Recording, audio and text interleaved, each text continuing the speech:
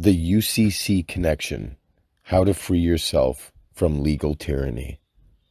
Happy is the man that findeth wisdom, and the man that getteth understanding. Proverbs 3:13. We the people. Governments are instituted among men, deriving their just powers from the consent of the governed.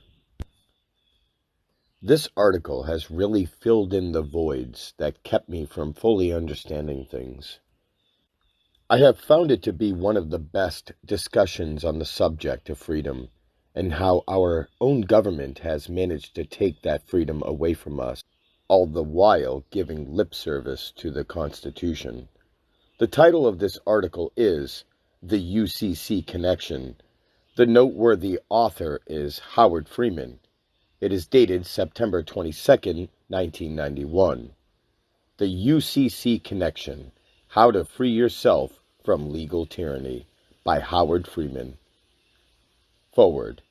This is a slightly condensed, casually paraphrased transcript of types of a seminar given by Howard Freeman in 1990. It was prepared to make available Mr. Freeman's knowledge and experience in his search for an accessible and understandable explanation of the confusing state of the government and the courts. It should be helpful to those who want to develop a deeper understanding of this information without having to listen to 3 or 4 hours of recorded material. The frustrations many Americans feel about our judicial system can be overwhelming and often frightening, and like most fear, it is based on the lack of understanding or knowledge. Those of us who have chosen a path out of bondage and into liberty are faced, eventually, with the seemingly tyrannical power of some governmental agency and the mystifying and awesome power of the courts. We have been taught that we must get a good lawyer, but that is becoming increasingly difficult, if not impossible. If we are defending ourselves from the government, we find that the lawyers quickly take our money and then tell us, as the ship is sinking, "I can't help you with that. I'm an officer of the court." Ultimately, the only way for us to ever have a snowball's chance is to understand the rules of the game and to come to an understanding of the true nature of the law. The lawyers have established and secured a virtual monopoly over this area of human knowledge by implying that the subject is just too difficult for the average person to understand. And by creating a separate vocabulary out of English words of otherwise common usage, while it may at times seem hopelessly complicated, it is not that difficult to grasp. Are lawyers really as smart as they would have us believe? Besides, anyone who has been through a legal battle against the government with the aid of a lawyer has come to the realization that lawyers know procedure, not law. Quote, "Then answered one of the lawyers, and said unto him, Master, thus saying thou reproachest us also. And he said, Woe unto you also, ye lawyers! For ye lade men with burdens grievous to be borne, and ye yourselves touch not the burdens with one of your fingers. Woe unto you, lawyers! For ye have taken away the key of knowledge. Ye entered not in yourselves, and them that were entering in ye hindered." In parentheses, Christ teaches his disciples at Luke, chapter 11, verse 45 through 52. Besides, anyone who has been through a legal battle against the government with the aid of a lawyer has come to the realization that lawyers learn about procedure, not about law. Mr. Freeman admits that he is not a lawyer, and as such, he has a way of explaining law to us that puts it well within our reach. Consider also that the framers of the Constitution wrote in language simple enough that the people could understand, specifically so that it would not have to be interpreted. So again we find, as in many other areas of life, the buck stops here. It is we who must take the responsibility for finding and putting to good use the truth. It is we who must claim and defend our God-given rights and our freedom from those who would take them from us. It is we who must protect ourselves, our families, and our posterity from the inevitable intrusion into our lives by those who live parasitically off the labor, skill, and talent of others. To these ends, Mr. Freeman offers a simple, hopeful explanation of our plight and a peaceful method of dealing with it. Please take note that this lecture represents one chapter in the book of his understanding, which he is always refining, expanding, improving. It is, as all bits of wisdom are, a point of departure from which to begin our own journey into understanding, so that we all might be able to pass on to others greater knowledge and hope, and to God the gift of lives lived in peace, freedom, and praise.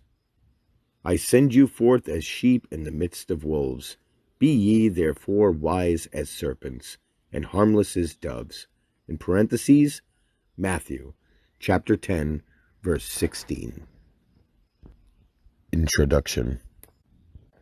When I beat the IRS, I use Supreme Court in parentheses SC decisions. If I had tried to use these in court, I would have been convicted. I was involved with a patriot group, and I studied Supreme Court cases. I concluded that the SC had declared that I was not a person required to file an income tax, that tax was an excise tax on privileges granted by government. So I quit filing and paying income taxes, and it was not long before they came down on me with a heavy hand. They issued a notice of deficiency, which had such a fantastic sum on it that the biggest temptation was to go in with their letter and say, "Where in the world did you ever get that figure?" They claimed I owed them some $60,000, but even if I had been paying taxes, I never in the world had that much money, so how could I have owed them that much? Section 1. Never argue the amount of deficiency. Fortunately, I had been given just a little bit of information. Never argue the facts in a tax case. Maxim: arguments are for fools. If you're not required to file, what do you care whether they say you owe $60 or $60,000? If you are not required to file, the amount doesn't matter. Don't argue the amount. That is an issue of fact. In most instances, when you get a notice of deficiency, it is usually for some fantastic amount. The minute you say, "I don't owe that much," you have voluntarily agreed that you owe them something, and you just have given them jurisdiction. Just don't be shocked at the amount on a notice of deficiency, in parentheses NOD, even if it's $10 million. If the law says that you are not required to file or pay tax, the amount doesn't matter. By arguing the amount, they will just say that you must go to tax court and decide what the amount is to be. By the time you get to tax court, the law issues are all decided. You are only there to decide how much you owe. They will not listen to arguments of law. So I went to see the agent and told him that I wasn't required to file. He said, "You are required to file, Mr. Freeman." But I had all these Supreme Court cases, and I started reading them to him. He said, "I don't know anything about law, Mr. Freeman, but the code says that you are required to file, and you're going to pay that amount, or you're going to go to tax court." I thought that someone there ought to know something about law, so I asked to talk to his superior. I went to him and got out my Supreme Court cases, and he wouldn't listen to them. "I don't know anything about law, Mr. Freeman." Finally, I got to the problems resolution officer, and he said the same thing. He said that the only person above him was the district director. So I went to see him. By the time I got to his office, They had phoned ahead, and his secretary said he was out, but I heard someone in his office, and I knew he was there. I went down the elevator, around the corner to the federal building, and into Senator Simpson's office. There was a woman sitting at a desk, and she asked me if she could help. I told her my problem. I said that I really think the district director is up there. I asked her to call the IRS and tell them that it was Senator Simpson's office calling and to ask if the district director is in. I said, if you get him on the phone, tell him that you are from the senator's office and you have a person whom you are sending over to speak to him. If he is, can he wait just 5 minutes? It worked. He was there, so I ran back up to his office. His secretary met me when I came in and said, Mr. Freeman, you're so lucky. The director just arrived.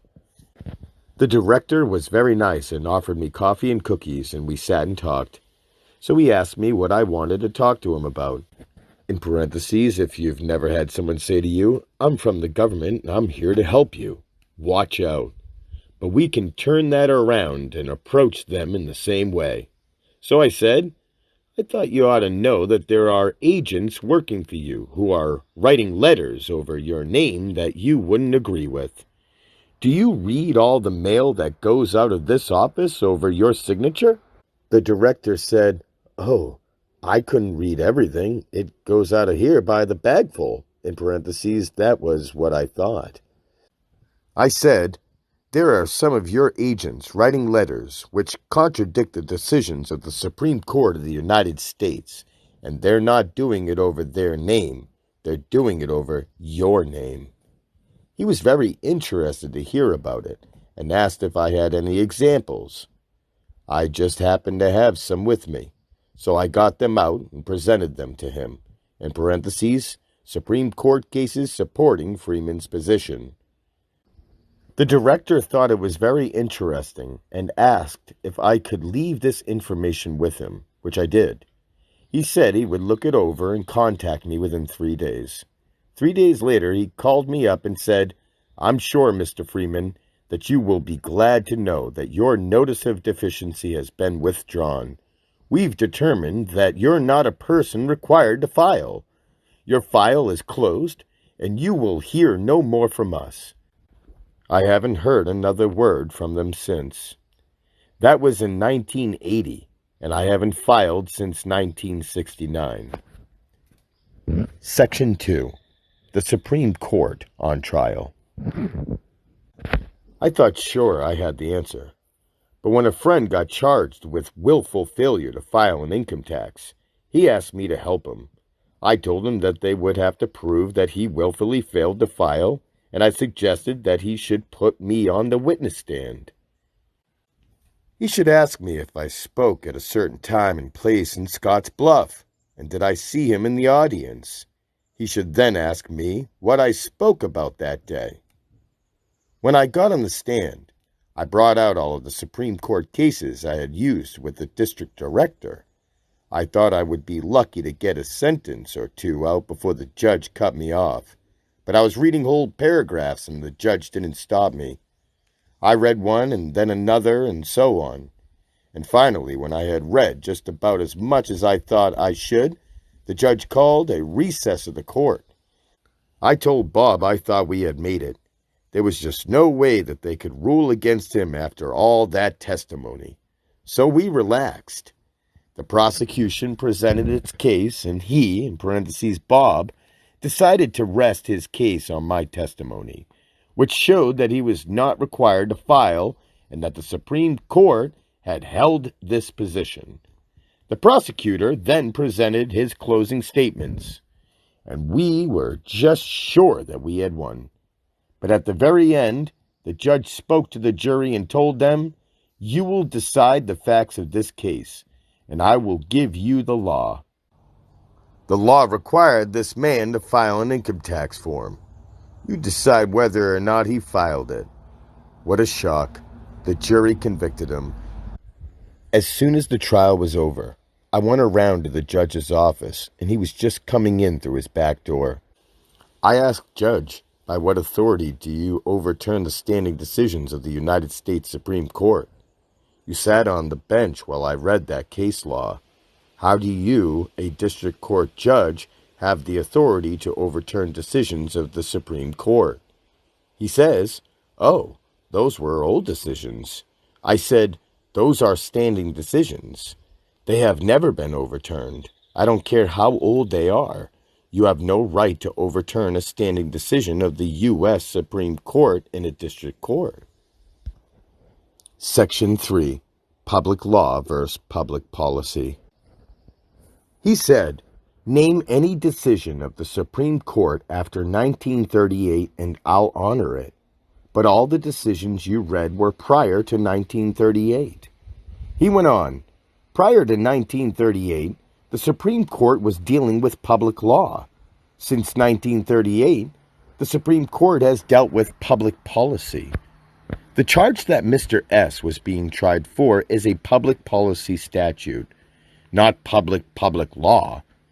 And those Supreme Court cases do not apply to public policy." I asked him what happened in 1938. He said that he had already told me too much. He wasn't going to tell me anymore. Section 4. 1938 and the Erie Railroad. Well, I began to investigate. I found that 1938 was the year of the Erie Railroad versus Tompkins case of the Supreme Court. It was also the year that the courts claimed they blended law with equity. I read the Erie Railroad case. A man had sued the Erie Railroad for damages when he was struck by a board sticking out of a boxcar as he walked along beside the tracks. The district court had decided on commercial law, in parentheses negotiable instruments law, that this man was not under any contract with the Erie Railroad. Therefore, he lacked standing to sue the company. Under common law, in parentheses natural law, he was damaged, and he would have had the right to sue. This overturned a standing decision of over 100 years. Swift versus Tyson in 1840 was a similar case. And the decision of the Supreme Court then was that in a case of this type, the court would judge by the common law, in parentheses natural law, of the state where the incident occurred. In this case, Pennsylvania. In the Erie Railroad case, the Supreme Court now ruled that all federal cases will be judged under the negotiable instruments law. There would be no more decisions based on the common law at the federal level. So here we find the blending of law with equity. This was a puzzle to me. As I put these new pieces together, I reasoned that all courts since 1938 were merchant law courts and not common law courts. There were still pieces missing from the puzzle. Section 5. A Friend in Court. Fortunately, I made a friend of a judge. Now, you won't make friends with a judge if you go into court like a wolf in black sheep country. You must approach him as though you are the sheep and he is the wolf. If you go into court as a wolf, if you make demands and tell the judge what the law is, how he had better uphold the law or else. Remember the verse, "I send you forth as sheep in the midst of wolves. Be ye therefore wise as serpents and harmless as doves." We have to go into court and be wise and harmless and not make demands. We must be humble, in parentheses, and play a little dumb and ask a lot of questions. Well, I asked a lot of questions and boxed the judges into a corner where they had to give me a victory or admit what they didn't want to admit. I won the next case, and on the way out I had to stop by the clerk's office to get some papers. One of the judges stopped and said, "You're an interesting man, Mr. Freeman. If you're ever in town, stop by, and if I'm not sitting on a case, we will visit." Section 6. America is bankrupt. Later, when I went to visit the judge, I told him of my problem with the Supreme Court cases dealing with public policy rather than public law.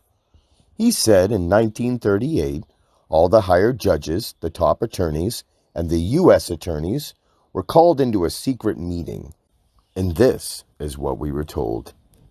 America is a bankrupt nation. It is owned completely by its creditors. The creditors own Congress. They own the executive. They own the judiciary, and they own all the state governments. Take silent judicial notice of this fact, but never reveal it openly. Your court is operating under Admiralty jurisdiction. Call it anything you want, but do not call it Admiralty. Section 7. Admiralty Courts. The reason they cannot call it Admiralty jurisdiction is that your defense would be quite different in Admiralty jurisdiction from your defense under the common law. In Admiralty, no court has jurisdiction unless there is a valid international contract in dispute.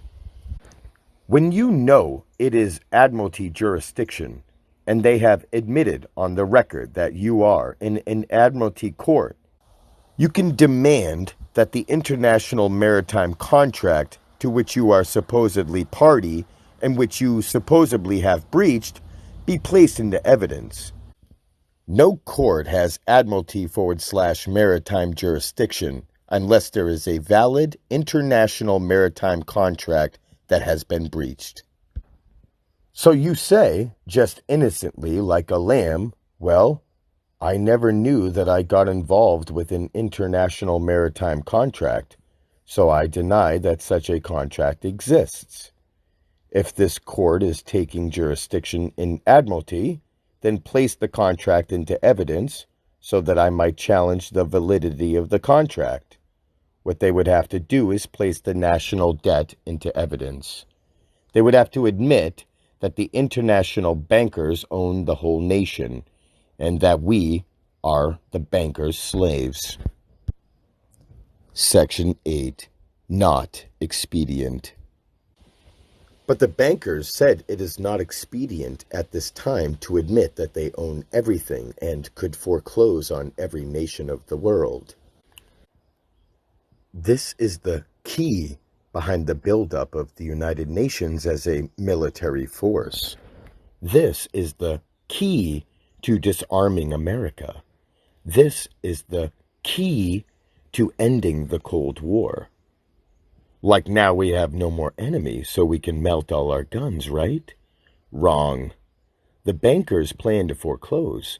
They just don't want their heads blown off while doing it. So they dictate to Congress to get rid of the guns, etc. The reason they don't want to tell everyone that they own everything is that there are still too many privately owned guns in America today.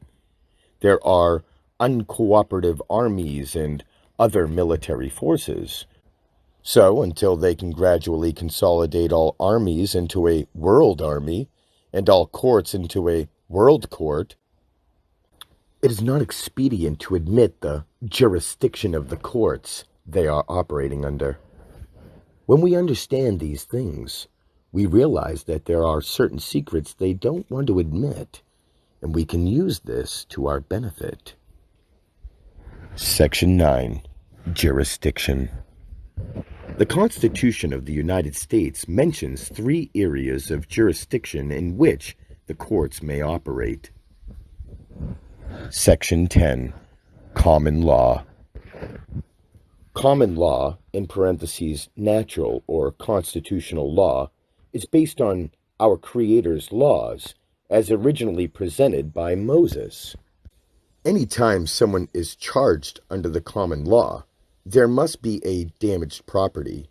You are free under the common law to do anything you please, as long as you do not infringe on the life, liberty, or property of someone else. You have a right to make a fool of yourself provided you do not infringe on the life, liberty, or property of someone else. The common law does not allow for any government action which prevents a man from making a fool of himself. For instance, when you cross the state line, you will probably see a sign which says, "Buckle your seatbelts. It's the law." This cannot be common law because who would you injure if you did not buckle up? Nobody. This would be compelled performance. But Common law cannot compel performance. Any violation of common law is a criminal act that is punishable. Section 11. Equity law. Equity law is law which compels performance. It compels you to perform to the exact letter of any contract that you are under. So, if you have compelled performance, there must be a contract somewhere, and you are being compelled to perform under the obligation of the contract. Now, this can only be a civil action, not criminal. In equity jurisdiction, you cannot be tried criminally, but you can be compelled to perform to the letter of the contract. If you then refuse to perform as directed by the court, you can be charged with contempt of court. This is a criminal action. Are our seatbelt laws equity laws? No, they are not, because you cannot be penalized or punished under equity jurisdiction for not keeping to the letter of a contract. In brackets, this has, of course, changed since the publishing of this article. So read on. Section 12. Admiralty or maritime law.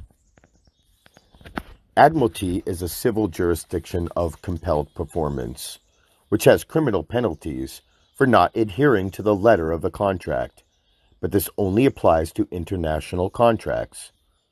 Now we can see what jurisdiction the seatbelt laws, in parentheses, and all traffic laws, building codes, ordinances, tax codes, etc., are under. Whenever there is a penalty for failure to perform, in parentheses, such as willful failure to file, that is Admiralty/maritime law, and there must be a valid international contract in force. However, the courts don't want to admit that they are operating under Admiralty/maritime jurisdiction. So they took the international law, or law merchant, and adopted it into our codes. This is what the Supreme Court decided in the Erie Railroad case, that the decisions would be based on commercial law, in parentheses, or business law, and that there will be criminal penalties associated with it.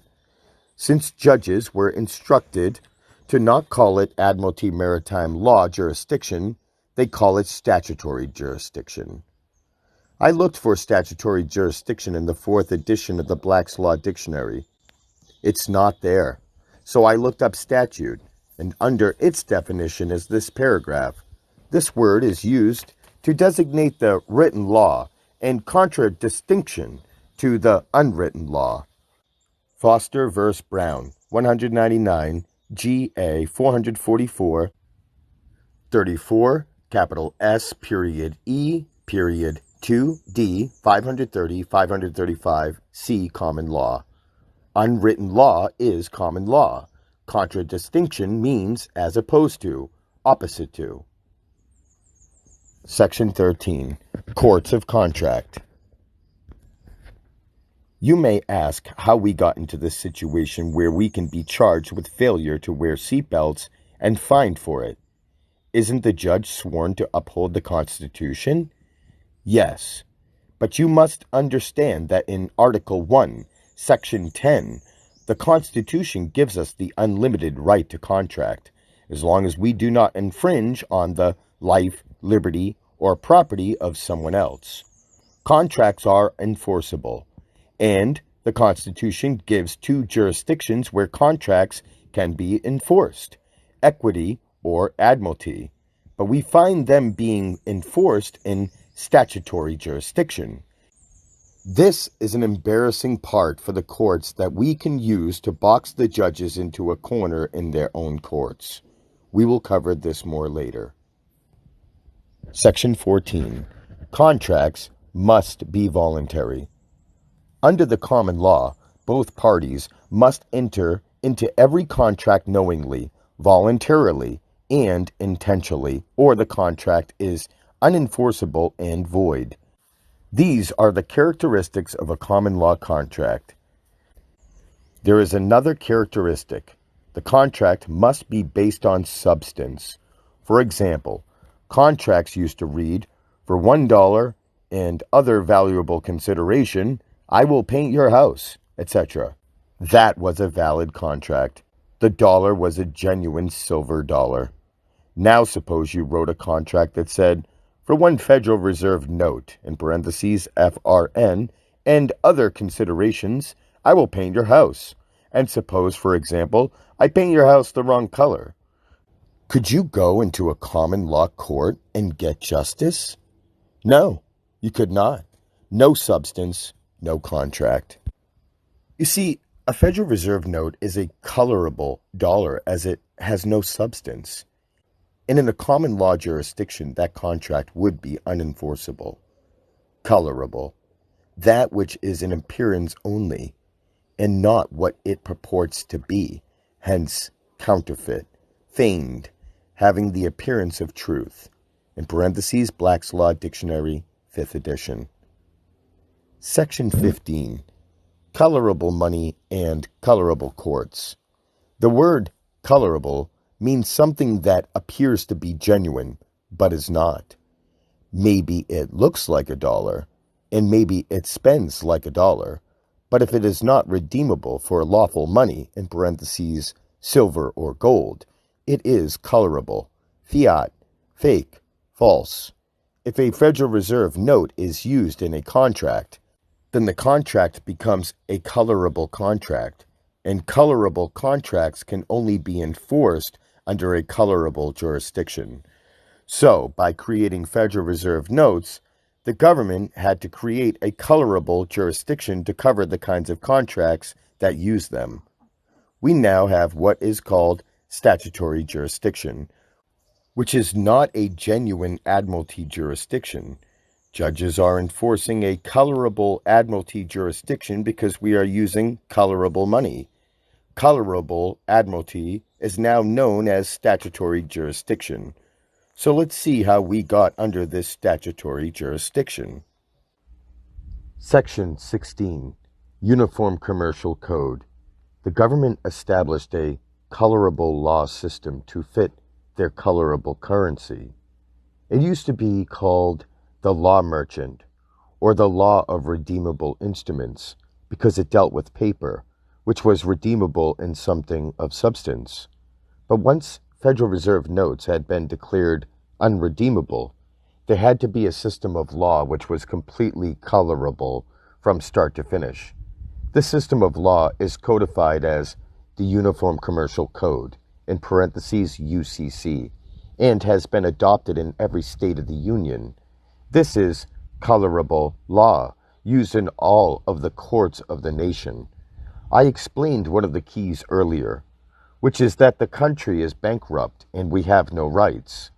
If the master says jump, the slave had better jump, because the master has the right to cut off his head. As slaves, we have no rights, but the creditors, /masters, had to cover up that fact, so they created the system of the law called the UCC. This colorable jurisdiction under the UCC is the next key to understanding what has happened. Section 17. Contract or agreement. One difference between common law and the UCC is that in common law, contracts must be entered into 1. Knowingly, 2. Voluntarily, and 3. Intentionally. Under the UCC, this is not so. First of all, contracts are necessary, but under the UCC, agreements can be binding. And if you only exercise the benefits of an agreement, it is presumed or implied that you intend to meet the obligations associated with those benefits. If you accept a benefit offered by government, you are obligated to follow every statute involved with that benefit.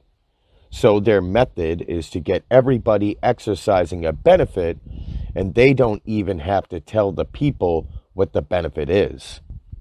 Some people think it's the driver's license, the marriage license, or the birth certificate, etc.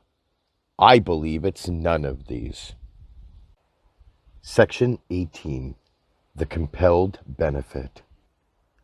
I believe the benefit being used is that we have been given the privilege of discharging debt with limited liability instead of paying debt with substance. When we pay a debt, we give substance for substance, equal value for equal value. If I buy a quart of milk with a silver dollar, that dollar paid for the milk, and the milk paid for the dollar. Substance for substance, pound for pound. But if I use a Federal Reserve note to buy the milk, I have not paid for it. There is no substance in the Federal Reserve note. It is worthless paper, given in exchange for something of substantive value. Congress offers us this remedy in the form of a benefit, debt money, fake money, authorized by the federal United States, can be spent all over the continental United States. It is declared legal tender for all debts, public and private, and the limited liability is that you cannot be sued for not paying your debts when you discharge the charge using this colorable money. So they have said, we're going to help you out. You can discharge your debts instead of paying your debts. When we use this colorable money to discharge our debts, we cannot use common law courts. We can only use colorable law courts. We are under the jurisdiction of the UCC. We are using non-redeemable negotiable instruments, and we are discharging debt rather than paying debts. Section 19. Remedy and recourse. Every system of civilized law must have two characteristics, remedy and recourse. Remedy is a way to get out from under the law. Recourse is if you have been damaged under the law, you can recover your loss. The common law, the law of the merchants, and even the UCC all have remedy and recourse, but for a long time we could not find it. If you go to a law library and ask to see the UCC, they will show you a shelf of books completely filled with the UCC. When you pick up one volume and start to read it, it will seem to have been intentionally written to be confusing. It took us a long time to discover where the remedy and recourse are found in the UCC. They are found right in the first volume at UCC 1-207 and 1-103. Section 20. Remedy. The making of a valid reservation of rights preserves whatever rights the person possessed at that time, and prevents the loss of such rights by application of the concepts of waiver or estoppel, in parentheses, UCC 1-207.7.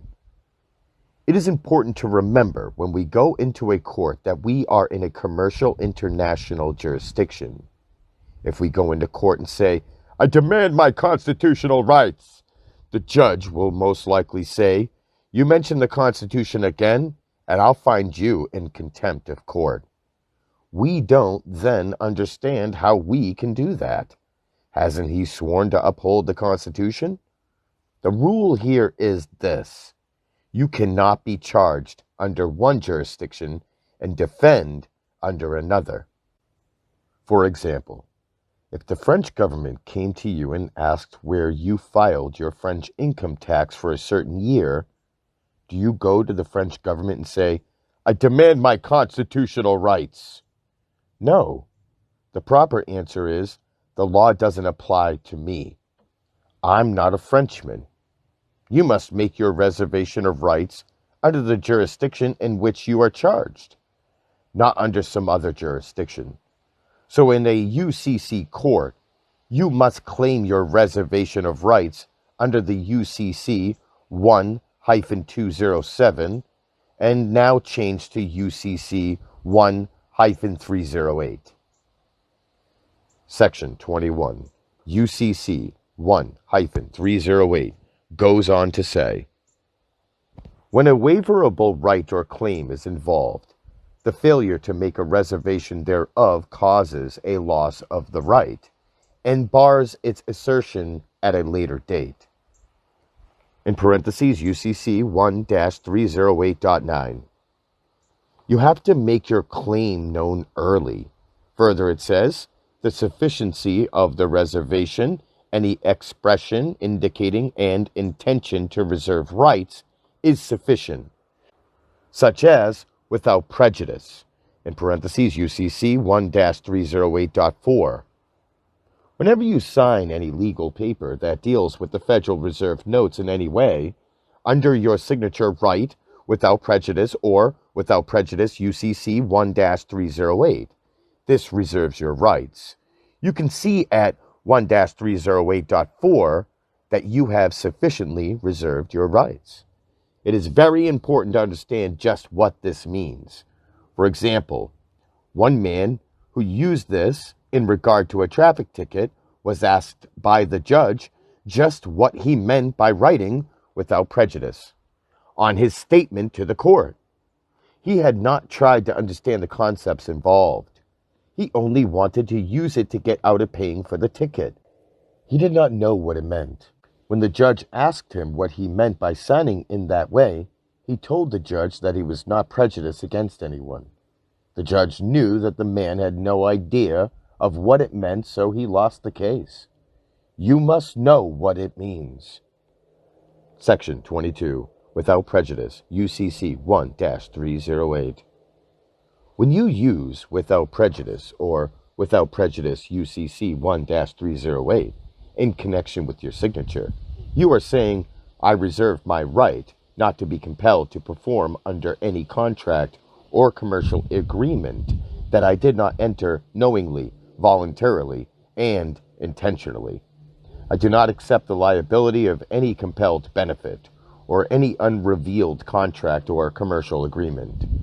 What is the compelled performance of an unrevealed commercial agreement? When you use Federal Reserve notes instead of silver dollars, is it voluntary? No. There is no lawful money, so you have to use Federal Reserve notes. You have to accept the benefit. The government has given you the benefit to discharge your debts. How nice they are.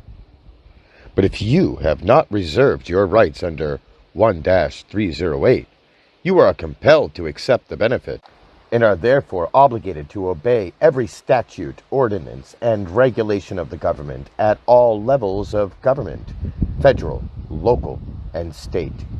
If you understand this, you will be able to explain it to the judge when he asks. And he will ask. So be prepared to explain this statement to the court. You will also need to understand UCC 1-103, argument and recourse. If you want to understand this fully, go to the law library and photocopy these two sections from the UCC. It is important to get the Anderson version. Some of the law libraries will only have the West Publishing version, which is very difficult to understand. In Anderson, it is broken down with decimals into 10 parts, and most importantly, it is written in plain English. Section 23. Recourse.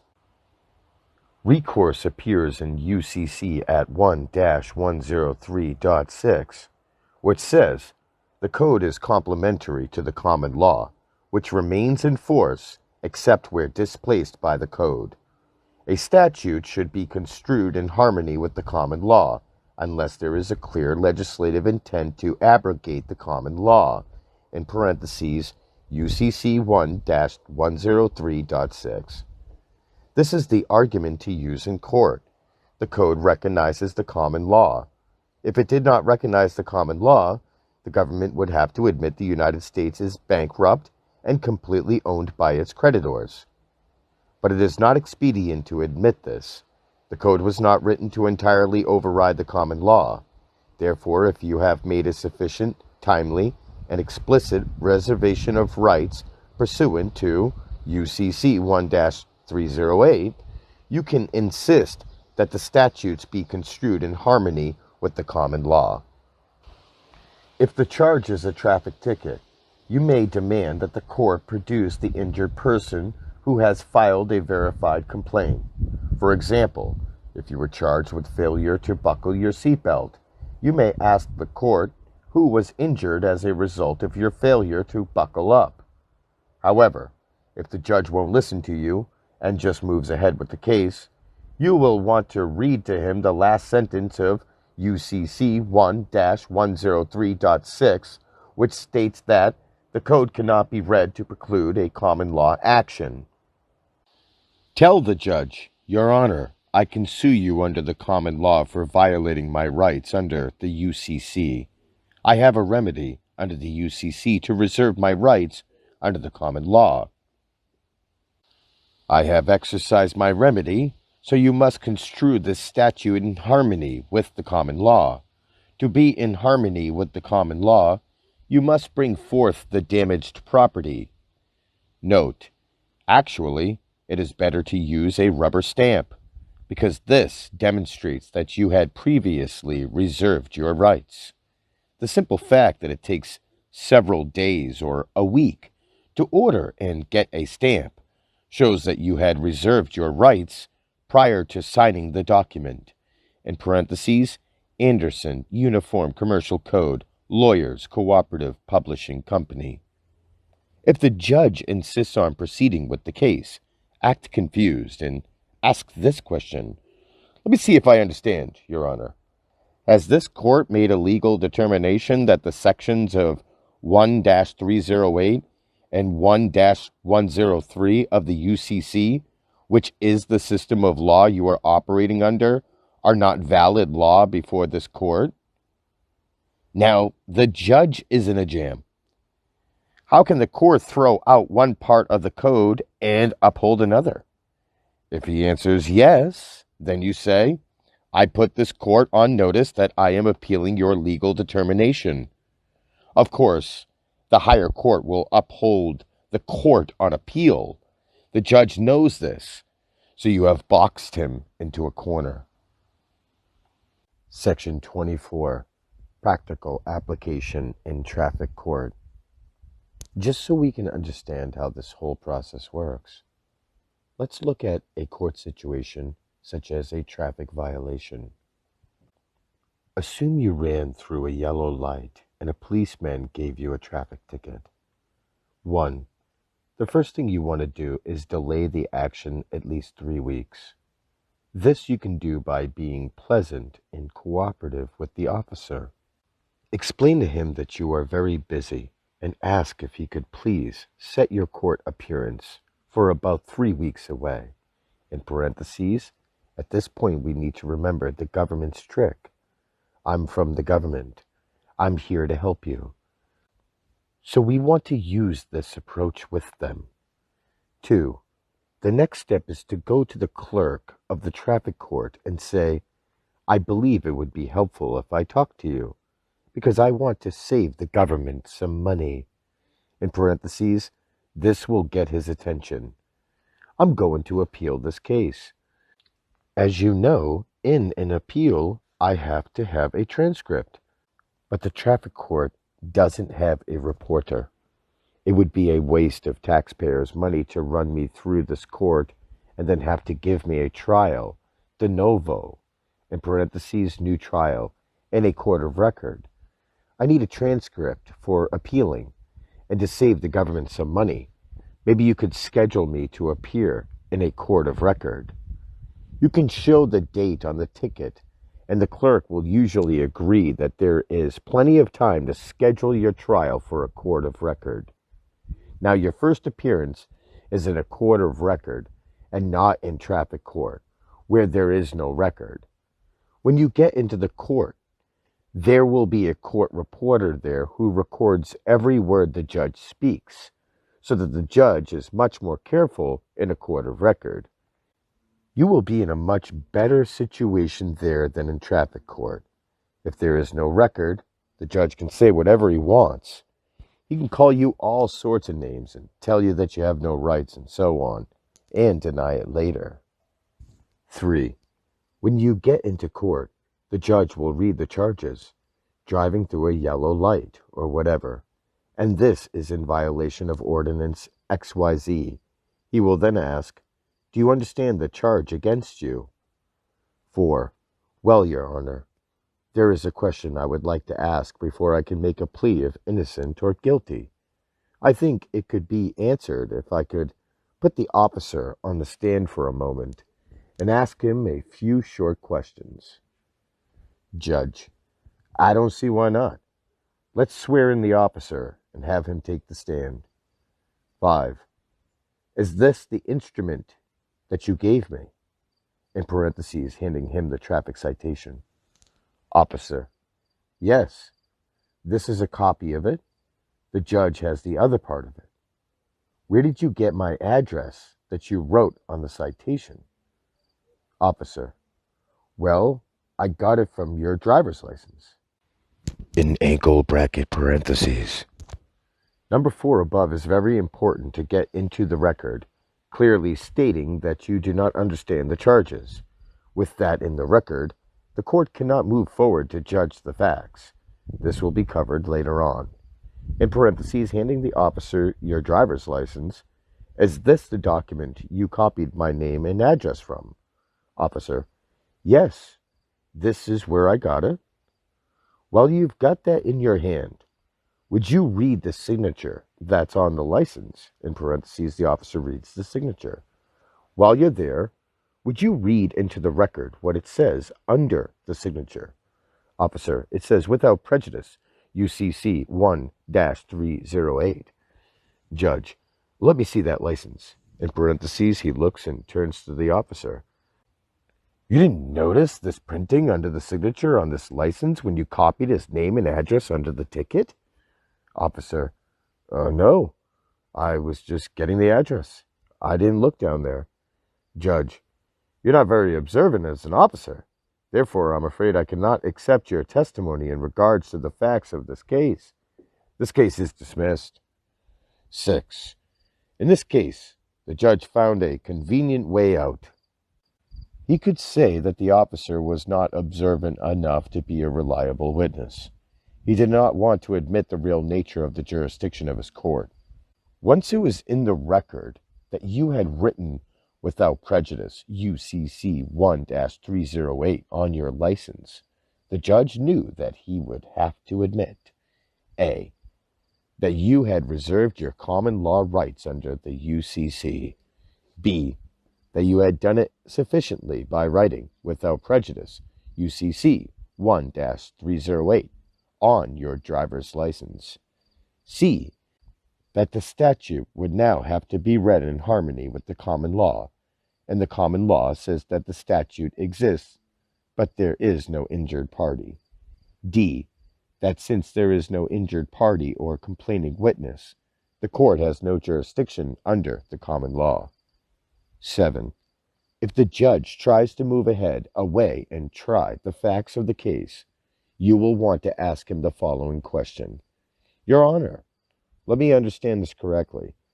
Has this court made a legal determination that it has authority under the jurisdiction that it is operating under to ignore 2 sections of the Uniform Commercial Code, which have been called to its attention? If he says yes, tell him that you put the court on notice that you will appeal his legal determination, and that if you are damaged by his actions, you will sue him in a common law action under the jurisdiction of the UCC. This will work just as well with the Internal Revenue Service. In fact, we can use the UCC with the IRS before we even get to court. Section 25. Using the code with the IRS. If the IRS sends you a notice of deficiency, this is called a presentment in the UCC. A presentment in the UCC is very similar to the common law. First, we must understand just how this works in the common law.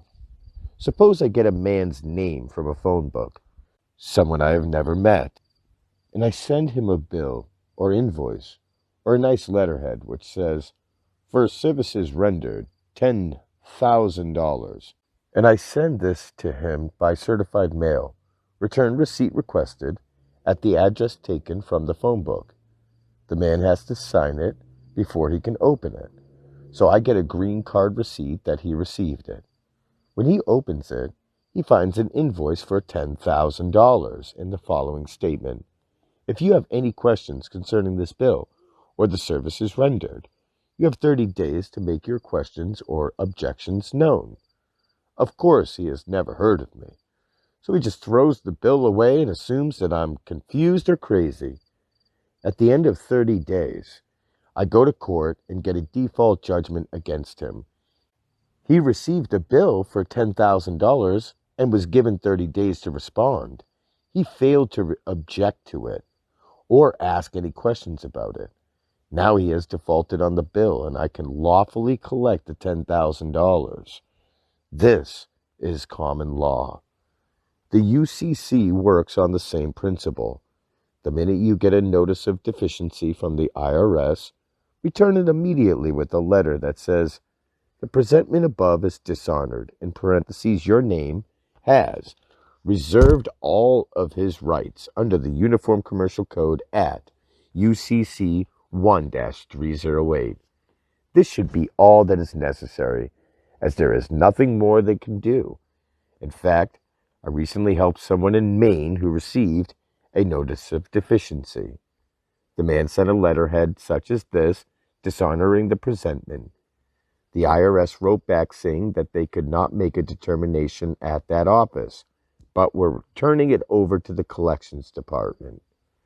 A letter was attached from the collections department, which said that they were sorry for the inconvenience they had caused him, and that the notice of deficiency had been withdrawn.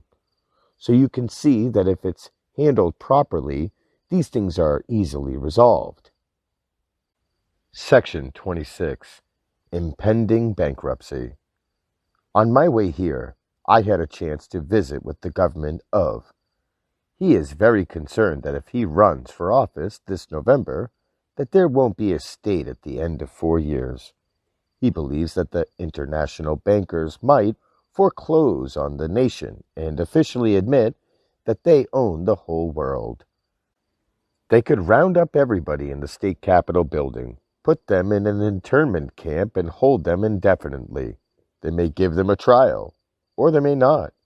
They may do whatever they want. As I explained earlier, it has not been expedient to foreclose on the nation until they get everything ready. This is where the Federal Emergency Management Agency comes in. It has been put in place without anyone really noticing it. Section 27. FEMA.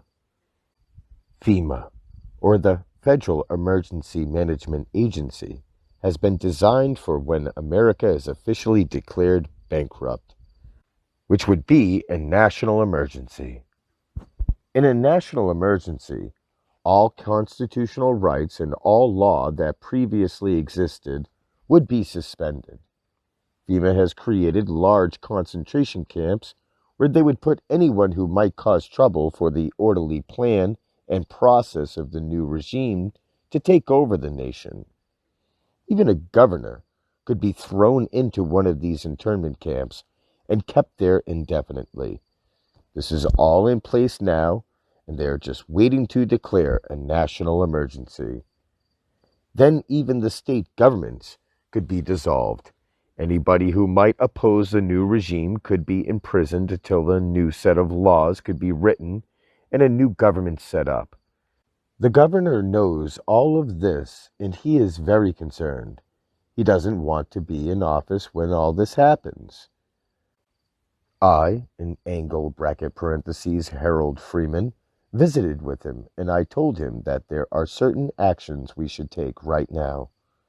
I think that we should consider the fact that, according to the UCC, each state is an accommodation party to the national debt. To understand this, we must realize that there are two separate entities known as the United States. Section 28. The Rothschild Influence. When America was founded, the Rothschilds were very unhappy because it was founded on the Christian common law. The common law is based on substance, and this substance is mentioned in the Constitution as silver and gold. America is a constitutional republic, which is a union of the states under the Constitution. When Congress was working for the republic, the only thing Congress could borrow or issue was silver or gold. And the Rothschild banks did not lend silver or gold. Naturally, they did not like this new government. The Rothschilds had a deal with the King of England. The king would borrow paper and agree to repay in gold. But these United States, with their constitution, were an obstacle to the Rothschilds. It was much to their advantage to get the colonies back under the king. So the Rothschilds financed the War of 1812 to bring America back under the British crown. It didn't work as planned, so they had to find another way. Section 29. The flaw in the Constitution. Two nations in one. Around the time of the American Civil War, they discovered a flaw in the Constitution. The flaw was Article 1, Section 3, Clause 17. Remember, there are two nations called the United States. What is a nation? See if you agree with this definition. Whenever there is a governing body having a prescribed territory containing a body of people, in angle bracket parentheses, this is an easy to understand restatement of the definition presented in Black's Law Dictionary. Is this a nation? Yes. We have a governing body in the Republic, a three-branch government, legislative, executive, and judicial branches under a constitution. We have a prescribed territory containing a body of people as a constitutional republic. But Article 1, Section 8, Clause 17 gave Congress, in parentheses, the legislative branch of the three-branch government, exclusive rule over a different territory containing a body of people, in parentheses, District of Columbia. Here we have a nation within a nation, a legislative democracy within a constitutional republic. When Congress was part of a constitutional republic, it was obligated to provide a medium of exchange for the people. Its duty was to coin silver and gold. Anyone who had a piece of silver or gold could bring it in and have it freely minted into silver or gold coin. This was the medium of exchange for the republic. But in the legislative democracy, in parentheses over Washington, D.C., Congress is not limited by the Constitution. Congress has exclusive rule over the District of Columbia and its people. The legislators in the District of Columbia can make the laws by a majority vote.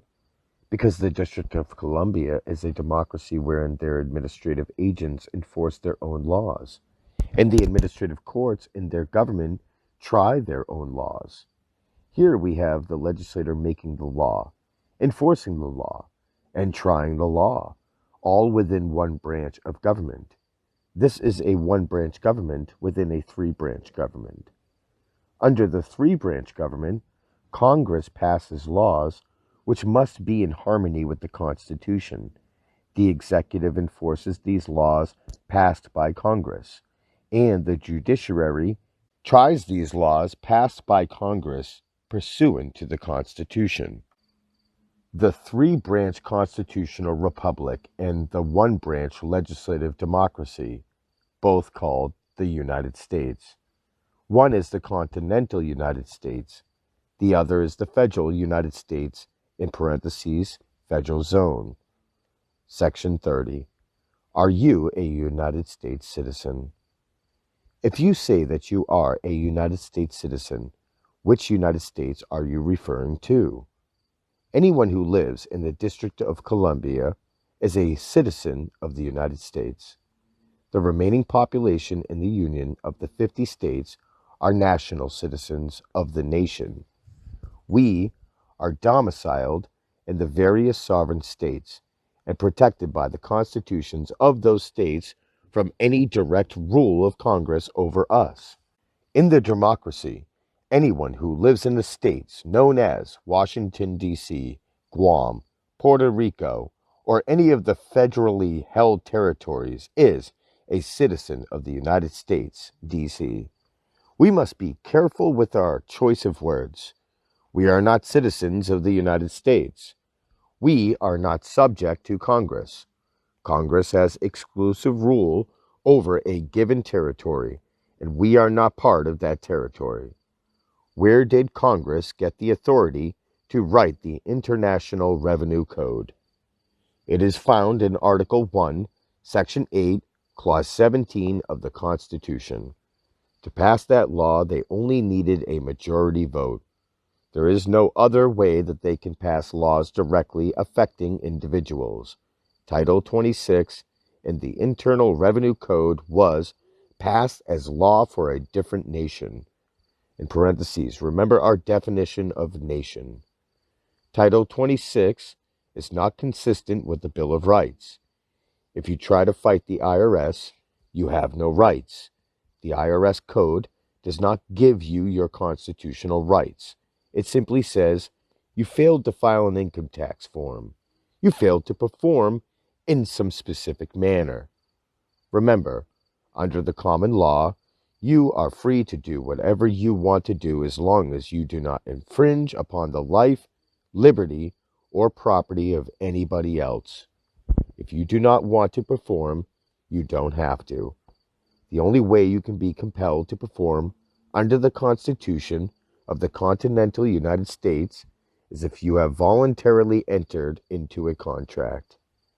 But if you are not under a contract, you cannot be compelled to perform. You cannot be compelled to file an income tax form.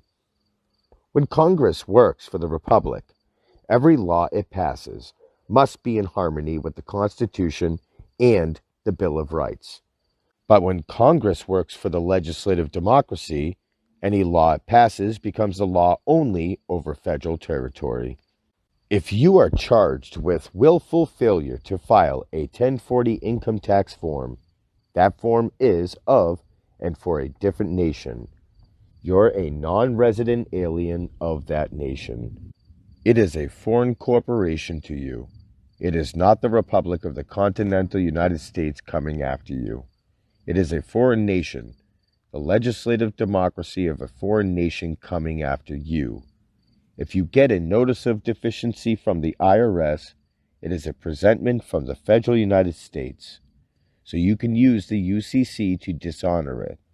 And you can tell the IRS that you are among the national citizenry of the continental United States, that you are a non-resident alien to the federal United States. You never lived in the federal zone, in parentheses a federal territory, and you have never had any income from the federal United States. Furthermore, you cannot be required to file or pay taxes under the compelled benefit of using the Federal Reserve notes, because you have reserved your rights under the common law through UCC 1-308. Section 31. Original intent of the founders. The founding fathers would never have created a government that was going to boss them around. There were 13 sovereign states. They were nations which they joined together in union for protection from foreign enemies. They provided a means by which the union of sovereign states could fend off foreign and domestic enemies. But they never gave the Congress of the federal United States direct rule over any citizen of any union state. They were not going to be ordered around by the government that they set up. Section 32. Federal Region. The Federal Zone. The Supreme Court has declared that Congress can rule what Congress creates. Congress did not create the states, but Congress did create federal regions. So Congress can rule the federal regions, but Congress cannot rule the states. How have we been tricked into federal regions? Section 33. The zip code trick. Remember how the government always comes to use and says, I'm from the government, and I'm here to help you out. The government went to the various states and said, we don't want you to go to all that trouble of writing 3 or 4 letters to abbreviate the name of your state, such as ARIZ, ARIZ, for Arizona. Just write all capital letters AZ instead of capital A, regular RIZ. Or you could just write capital WY for Wyoming instead of WYO. So all the states of the Union have been given new 2-letter abbreviations. Each of states, such as Rhode Island, has a new abbreviation, all capital letters RI, instead of R, period, I, period. They just left off the periods. When you use a 2-letter state abbreviation, you are compelled to use the zip code, in parentheses, the zone improvement code, because there are many states which start with the same letter. For example, all capital M-E. M-E is Maine. Capital M-I is Michigan. Capital M-S is Mississippi. With capital M-A, capital M-O, capital M-N, capital M-S, etc. And some sloppy writing. And you could not tell one from another. So we used the zip code in order to tell them apart. But if you wrote capital M and lowercase I-C-H, or capital M, lowercase I-N-N, or capital M, lowercase I-S-S, there would be no problem telling them apart.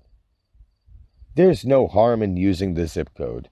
If you lawfully identify your state, I found out that no state legislator has met to lawfully change the abbreviation of their state from its old abbreviation to the new.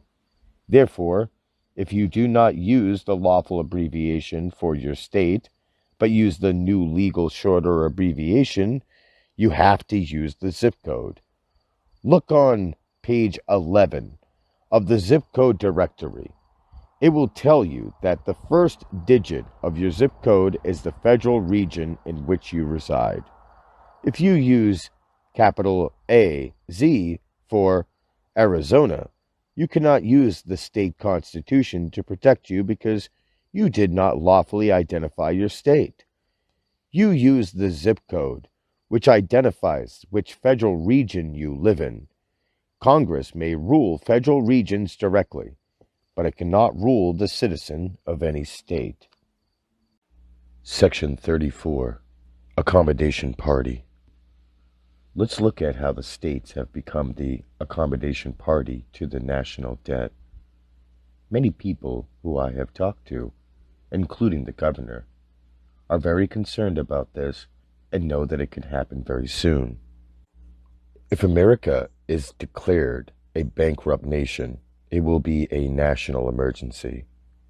FEMA will take over, and anyone who opposes the creditors' new government can be sent to a detention camp in Alaska. We will have no rights whatsoever. They have already set up prison camps with work camps nearby so the people can be used for slave labor. It could be the governors, legislators, and other leaders who would be hauled away to Alaska, while the people, now disenfranchised from power, would likely be chosen to run the new government. This could all happen very soon, and the national debt is so large as to be unpayable. Even the interest on the debt is virtually unpayable. As I explained, the national debt, more than $3 trillion, now $30 trillion, is not owed by the continental United States. It is owed by the federal United States that was given the authority to borrow bank credit. When Congress worked for the continental United States, it could only borrow silver and gold. Therefore, the national debt was borrowed by the federal United States. The federal United States had to trap the states into assuming the debt obligation of the federal debt. In the UCC, we find the term accommodation party. How did the states become the accommodation party to the federal debt? The federal government forced the states to deal in Federal Reserve notes, which means that everything that the states do and have done is colorable. Under the colorable jurisdiction of the UCC, all of the states are accommodation parties to the federal debt. The concern now is to find out how we can get out of this situation. I told the governor that in the common law and the law of merchants, in parentheses, the international law merchant, there's a term called no-interest contract. A no-interest contract is unenforceable and void. What is a no-interest contract? Section 35, no-interest contract. If I were to insure a house that did not belong to me, that would be a no-interest contract. I would just want the house to burn down. I would pay a small premium, perhaps a few $100s, and insure it for $80,000 against the fire. Then I would be waiting for the house to burn down so I could trade my small premium for $80,000. I would have no interest in living in or owning the house. Under the common law, this is called a no-interest contract, which is unenforceable in any court and therefore void. Section 36. Unconscionable contracts. No-interest contracts are called unconscionable contracts. The section in the Anderson Code on unconscionable contracts covers more than 40 pages. The federal United States has made each state an accommodation party to the federal debt, which could be proven to be an unconscionable contract. We should get some litigation into the courts, in parentheses, before the government declares a national emergency, claiming that the state has no lawful responsibility for the national debt, in parentheses, of the federal United States, because it became an accommodation party to this debt through an unconscionable, no-interest contract. If we have this litigation before the courts under international law, when the nation is declared bankrupt, the creditors would have to settle this matter, and it would delay them. They would want the new government to appear legitimate, so they could just move right in and take over the state because it would be an international court. This is very important at this time. Section 37. Questions in review. Note, there are some of the questions asked after the main lecture. Some are restatements of material presented earlier, but they contain valuable information worth repeating. Section 38. Courtroom techniques. Q. How did you box in the judge? A. This is easy to do if you don't know too much. I didn't know too much, but I boxed them in. You must play a little dumb. If you are arrested and go into court, just remember that in a criminal action, you must understand the law, or it is a reversible error for the court to try you. If you don't understand the law, they can't try you and have to dismiss the case. In any traffic case or tax case, you are called in a court and the judge reads the law and then asks, do you understand the charges? Defendant, no. No, Your Honor, I do not. Judge, well, what is so difficult about the charge? Either you drove the wrong way on a one-way street or you did not. You can only go one way on that street, and if you go the other way, it's a $50 fine. What's so difficult about this that you do not understand? Defendant, well, Your Honor, it's not the letter of the law, but rather the nature of the law that I don't understand. The Sixth Amendment to the Constitution gives me the right to ask the court to explain the nature and cause of any action against me, and upon my request, the court has the duty to answer. I have a question about the nature and cause of this action. Judge, well, what is that? What do you want to know? Defendant, well, Your Honor, is this a civil or criminal action? Judge, it is criminal. In parentheses, if it were a civil action, there could be no fine, so it has to be criminal. Defendant, thank you, Your Honor, for telling me that. Then the record will show that this action against, in parentheses, your name is a criminal action. Is that right? Judge: Yes. Defendant: I would like to ask another question about this criminal action. There are two criminal jurisdictions mentioned in the Constitution. One is under the common law, and the other deals with international maritime contracts under admiralty jurisdiction. Equity is civil, and you said that this is a criminal action. So it seems it would have to be under either common law or maritime law. But what puzzles me, Your Honor, is that there is no corpus delicti here to give this court jurisdiction over my person and property under the common law. Therefore, it doesn't appear that this court is moving under common law. Judge: No, this court is not under the common law. Defendant: Well, thank you, Your Honor. But now you make the charge against me even more difficult to understand. The only other criminal jurisdiction would apply only one, if there was an international maritime contract involved. 2, I was a party to it. 3, it had been breached. And 4, the court was operating in an admiralty jurisdiction. I don't believe I have ever been under any international maritime contract, so I would deny that one exists. I would have to demand that such a contract, if one does exist, be placed into evidence so that I may contest it. But surely this court is not operating in an admiralty jurisdiction. You just put the words in the judge's mouth. Judge: No, I can assure you, we're not operating in an admiralty jurisdiction. We're not out in the ocean somewhere. We're right here in the middle of the state.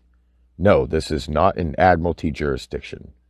Defendant: Thank you, Your Honor, but now I am more puzzled than ever. If this charge is not under the common law nor under admiralty, and those are the only two criminal jurisdictions mentioned in the Constitution, what kind of constitution could this court be operating under? Judge: It's statutory jurisdiction. Defendant: Oh, thank you, Your Honor. I'm glad you told me that, but I have never heard of that jurisdiction. So if I have to defend myself under that jurisdiction, I would need to have the rules of criminal procedure for statutory jurisdiction. Can you tell me where I might find such rules? In parentheses, there are no rules for statutory jurisdiction, so the judge will get very angry at this point and say, Judge, if you want answers to questions like that, get a licensed attorney. I'm not allowed to practice law from the bench. Defendant: Oh, Your Honor, I don't think anyone would accuse you of practicing law from the bench if you just answered a few questions to explain to me the nature and cause of this action so I can defend myself. Judge: I told you before, I'm not going to answer any more questions. Do you understand that? If you ask any more questions in regard to this, I'm going to find you in contempt of the court. Now, if you can't afford a licensed attorney, the court will appoint one for you. But if you want those questions answered, you must get a licensed attorney. Defendant: Thank you, Your Honor. But let me just see if I got this straight.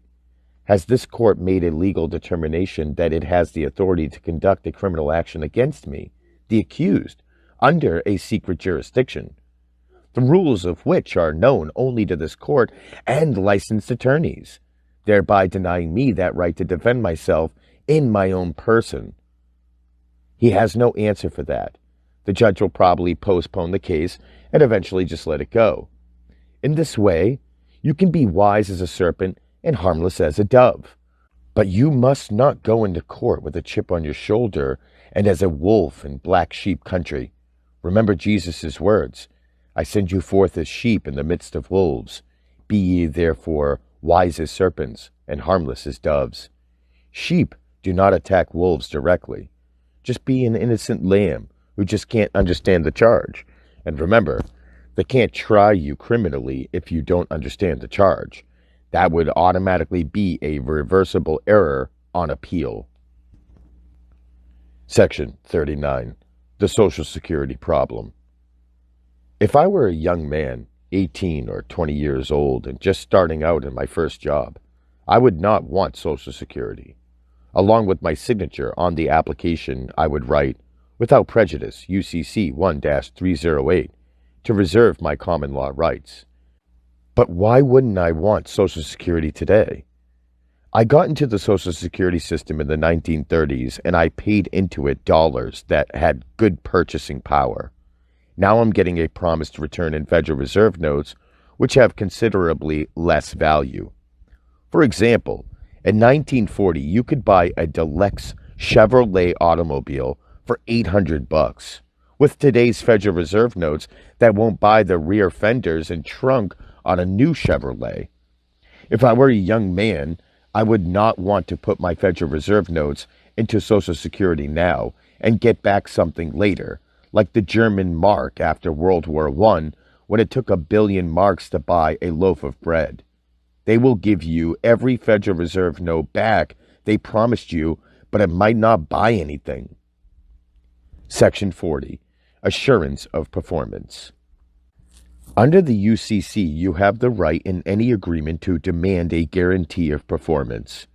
So don't go to them and say, "I want to resign my SSN," or "I refuse to take it." Just go easy and say, "I would be happy to get a Social Security number and enter into this contract, but I have a little problem.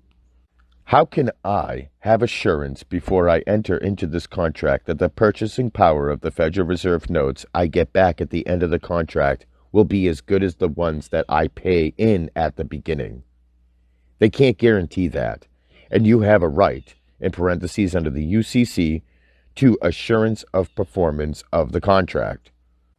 So tell them, "Well, I cannot enter this contract unless the government will guarantee to me at the end of the contract with the same value Federal Reserve notes that I'm paying in." Both may be called Federal Reserve notes, but you know that these Federal Reserve notes don't hold their value. I want assurance on this contract that the Federal Reserve notes that I get in my retirement will buy as much as the ones I'm giving you now in my working years. They can't make that guarantee. If they won't give you that guarantee, just say, "I'd be glad to sign this, but if you can't guarantee performance under the contract, I'm afraid I cannot enter the contract." So did you refuse or did they refuse? You can get the sections of the UCC which grant the right to assurance that the contract you have entered into will be properly fulfilled, that the return will equal the investment. Or you can reject the contract using the code. Using their own system of law, you can show that they cannot make you get into a contract of that nature. Just approach them innocently like a lamb.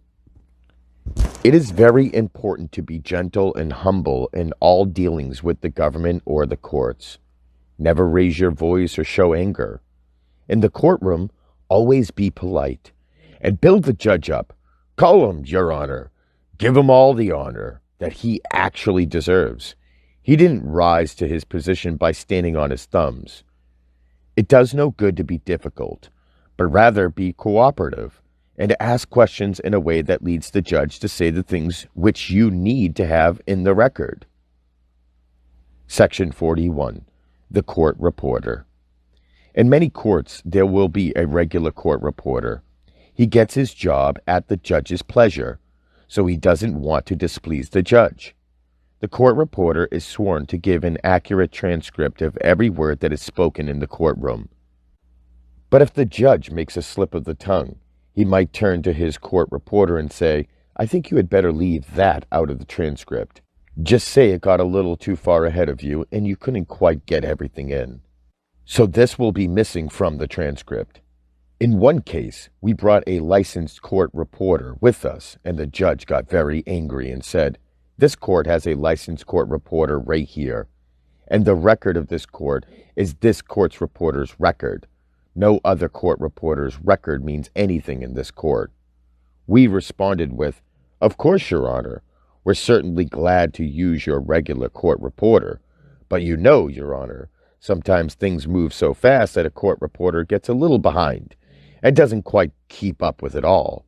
Wouldn't it be nice if we had another licensed court reporter in the courtroom, just in case your court reporter got a little behind?" so that we could fill in from this other court reporter's data. I'm sure, Your Honor, that you want an accurate transcript. In parentheses, I like to use the saying, give a bad dog a good name, and he'll live up to it. The judge went along with it, and from that moment on, he was very careful of what he said. These are little tricks to getting around in court. This is how to be wise as a serpent and harmless as a dove when we enter a courtroom. There are others using the same information presented here who end up in jail, handcuffed, and hit over the head, because they approach the situation with a chip on their shoulder. They try to tell the judge what the law is and that he is a no-good scoundrel, and so on. So just be harmless and wise. Section 42, UCC 1-308 Review. It is so important to know and understand the meaning of without prejudice, UCC 1-308, in connection with your signature, that we go over this once more. It is very likely that a judge will ask you what this means, so please learn and understand this carefully. The use of without prejudice, UCC 1-308, in connection with my signature indicates that I have reserved my common law right not to be compelled to perform under any contract I did not enter into knowingly, voluntarily, and intentionally. And I do not accept the liability associated with the compelled benefit of any unrevealed contract or commercial agreement. Once you state this, this is all the judge needs to hear. Under common law, both parties must enter into a contract knowingly, voluntarily, and intentionally, or it can be declared unenforceable and void. You are claiming the right to not be compelled to perform under any contract that you did not enter into knowingly, voluntarily, and intentionally. And you do not accept the liability associated with the compelled benefit of any unrevealed contract or agreement. The compelled benefit is the privilege to use Federal Reserve notes to discharge your debts with limited liability rather than to pay your debts with silver or gold coins. It is a compelled benefit because there are no silver or gold coins in circulation. You have to eat, and you can only buy food with a medium of exchange provided by the government. You are not allowed to print your own money, so you are compelled to use theirs. This is the compelled benefit of an undisclosed commercial agreement. If you have not made a valid, timely, and explicit reservation of your rights under UCC 1-308, and you exercise the benefit of using paper non-Federal Reserve notes offered by the government, you will be obligated under an implied agreement to obey every statute, ordinance, and regulation passed by government at all levels, federal, local, and state. Section 43. Conclusion. The editor of this transcript has taken great liberties in putting this to paper in an effort to make it readable and somewhat compact. He wishes to offer his gratitude to Howard Freeman for the opportunity to work with the information so absolutely vital to our survival as dignified, unenslaved human beings. He also must ask Mr. Freeman's forgiveness for any errors committed in getting to this print. Its purpose, as stated in the foreword, is to make this knowledge and wisdom available to as many people as will take the time to read it. This is meant to be supplemental to Mr. Freeman's recorded lectures, not a substitute.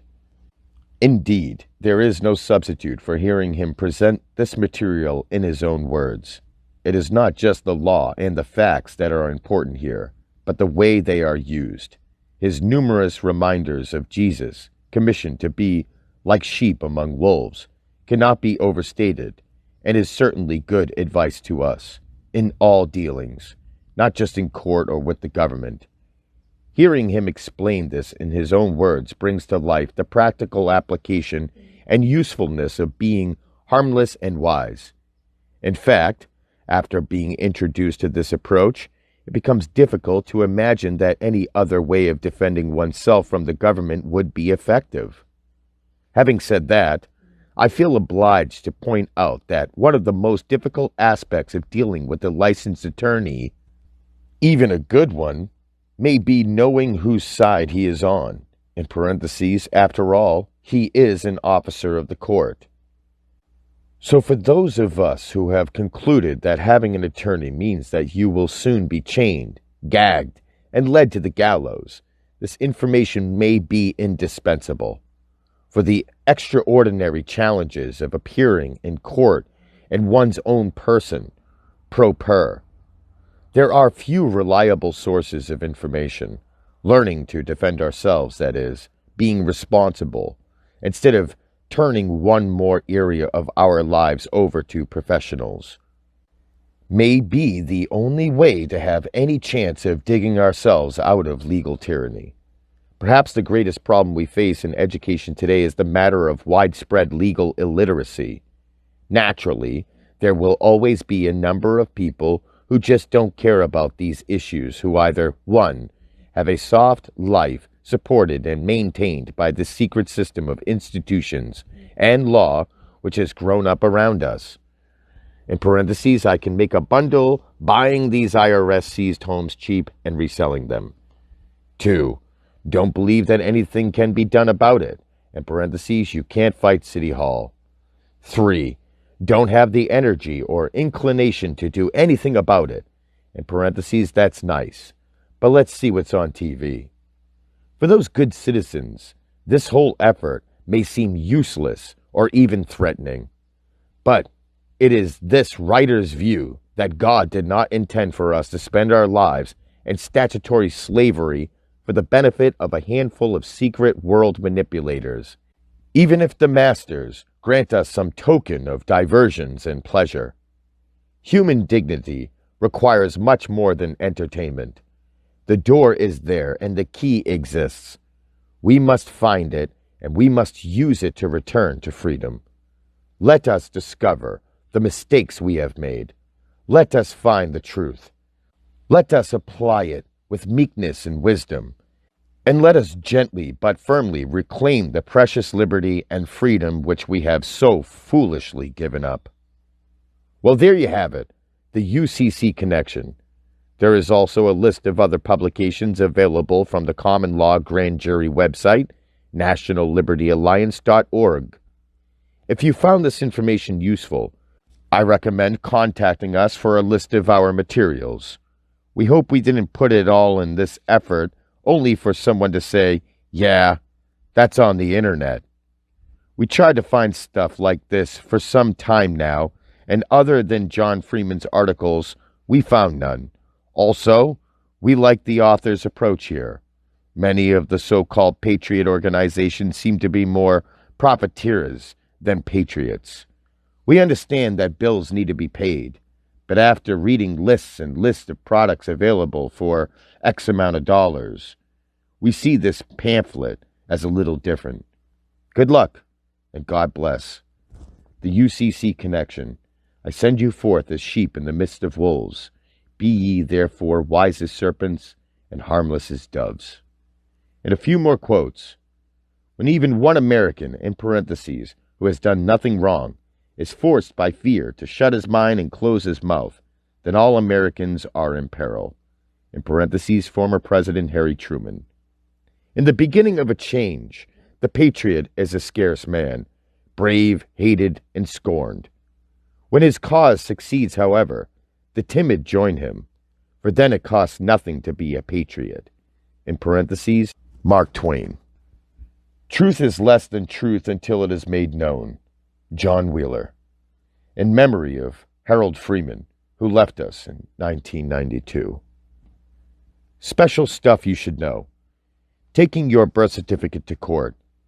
The courts only want to charge some bogus bonds to your federal account, and they need your bond or permission to do the discharge. Otherwise, you must pay a fine and go to jail. But they neglected to tell us that the birth certificate is the bond, and the birth certificate is proof that we are the beneficiary, and not the trustee of our strawman trust account. The state is the trustee.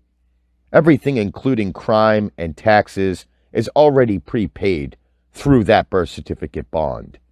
In every case so far, the charges were settled, and they let the fellow go without a record of crime by surrendering the birth certificate.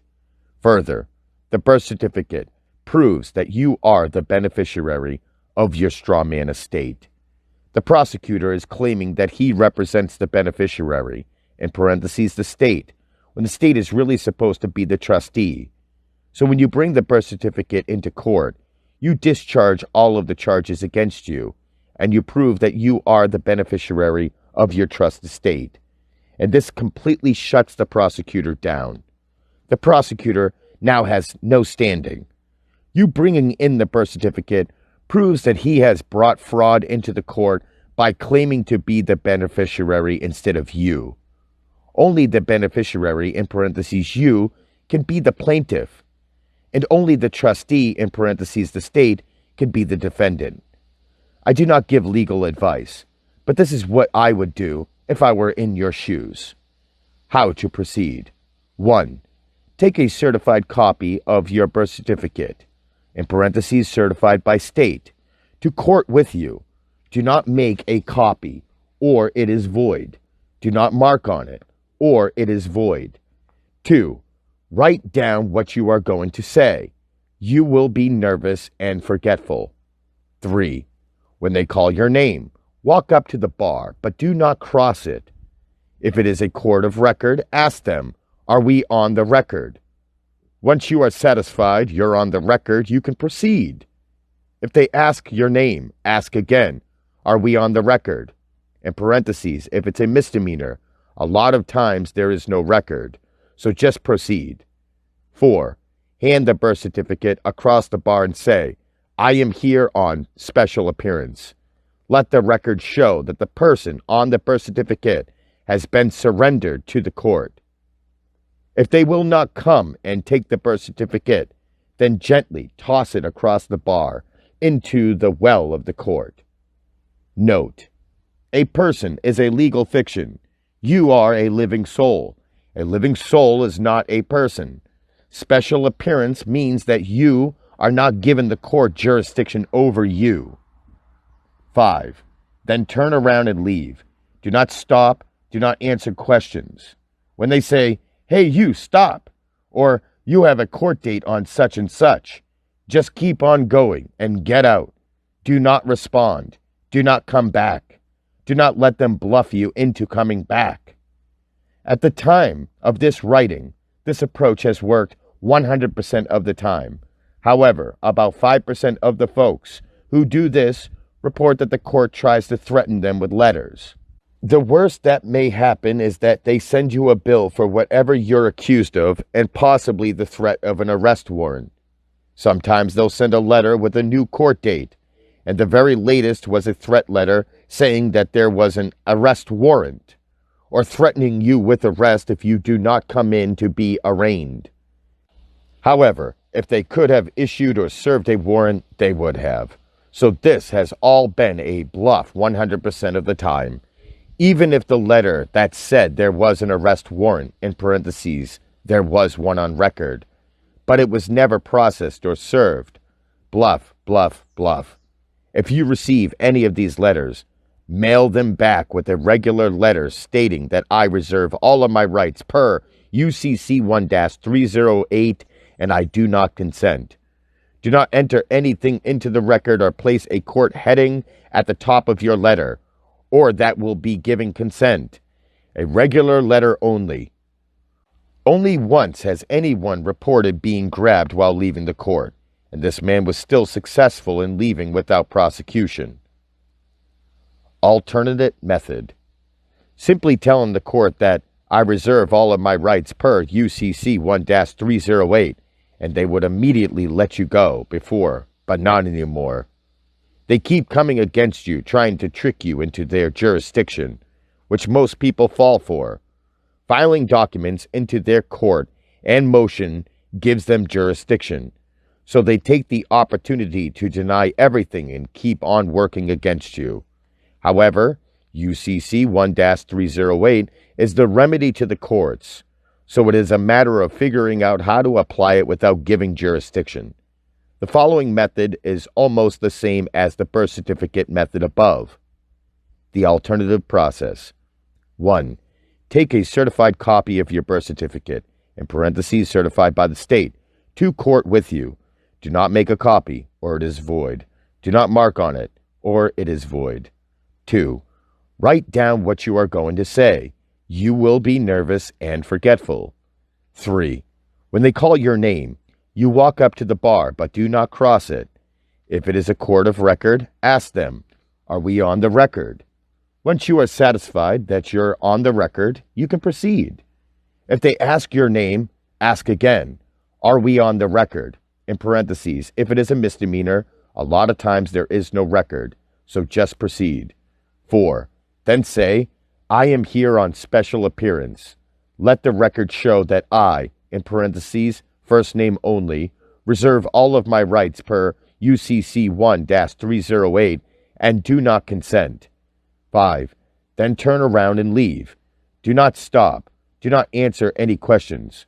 When they say, "Hey, you, stop," keep on going and get out. The following is a suggested way to handle the situation for the one fellow that might get grabbed. Do not resist if they lay hands on you and force you into the well of the court. If they do not answer to any name. If they say, "Mr. whatever your name is," while talking to you, say, "I am not that person. I am the beneficiary, and I reserve all of my rights per UCC 1-308. The judge may start asking you questions like, "Who are you? Your name and address," and etc. This is all a trick to get you into his jurisdiction. Once you give them your full name or address, they have you. Simply say, "That is immaterial. I am the beneficiary, and I reserve all of my rights per UCC 1-308. If they ask what to call you, simply say, "You can call me the beneficiary." If the judge threatens you with contempt for not giving your name or answering his questions, simply ask, "Can anything I say be used against me?" They usually will not answer you, or they may say, "Yes," then you remain silent. If he threatens you over and over, keep asking, "Can anything I say be used against me?" Or you can answer, "I do not understand." Sometimes they will take your ID from your wallet and ask you why your picture is on it. Say, "That proves I am the beneficiary." Note, you had to show your birth certificate to get a social security number or driver's license because the birth certificate proves you are the beneficiary who can receive it. If the judge tries to find you in contempt for not answering, others reported only being held for a few hours as a scare tactic. Then they were let go. They cannot do anything to you unless you give them your name and or address. Ever notice that a cop asks or yells, "What is your name?" In parentheses, they have to have your name to do anything to you. Then ask, "Is the matter settled?" They will try to hand the birth certificate back to you, but do not take it unless and until they say the matter is settled, excused, or something to that effect. If the judge leaves the courtroom, he is trying to restart the proceedings because you have won. So say, "Let the record show that the judge has abandoned the case, and now the case is closed with prejudice," and then leave. The only thing you may get is a nasty threat of a bench warrant in the mail or an order to pay a fine. But this would be only a trick. If they could do anything at all, there would be an arrest warrant the first day. I would make notes before I go in, so you do not lose track of what you are doing. Once you get nervous, it's hard to remember everything. I always take my time and do not let them rush me. Talk slowly. They only do that to intimidate and to force you to make a mistake. Say, "I do not understand," over and over again, regardless of the question. If you do not understand a question, do not answer it. Say, "I do not understand." In fact, you can say this to any question the judge asks, such as, "What is your name?" Court tricks. They sometimes start off offering plea bargains. The only way they can get you is to scare you into a plea. Without jurisdiction, in parentheses your permission, they have to let you go. I have seen this work in courts 100% of the time, but there can always be an exception. When you say, I do not understand, the judge will ask you leading questions like, do you understand English? Can you read English? And etc. If you answer yes, then he can assume that you do understand. Simply say, no, I do not understand. The judge may say, you answered me in English. You do understand. Say, I do not understand. I do not understand is a great way to answer everything after you tell him you are the beneficiary. And for the nervous types who cannot think under pressure, it is the best way to answer at all times, places, and circumstances. Rarely do folks get this hard of a time, but do prepare for it just in case. If you stick to your guns and not take a plea bargain, etc., charges have always been dismissed. If you are ever arrested for anything in the future, never give your name. Say you are not that person, but are the beneficiary and living soul. It used to be that they would hold you for 72 hours and then let you go if they could not get you to say your name or to take bail or bond. But now they can hold you up to 10 days and then offer you bail, bond, or return of your own recognizance. This is a trick. If you accept the offer, you are then giving them jurisdiction. They have to let you go sometime after 10 days anyway. I am not that person, and it would be bond fraud for me to accept. Let me go. The judge will sometimes address you saying, Mr. Smith this and Mr. Smith that. If you answer to the name, then again, you are that person. The judge just tricked you into his jurisdiction. Simply say, I don't know who you are talking to. I am not that person, Mr. Smith.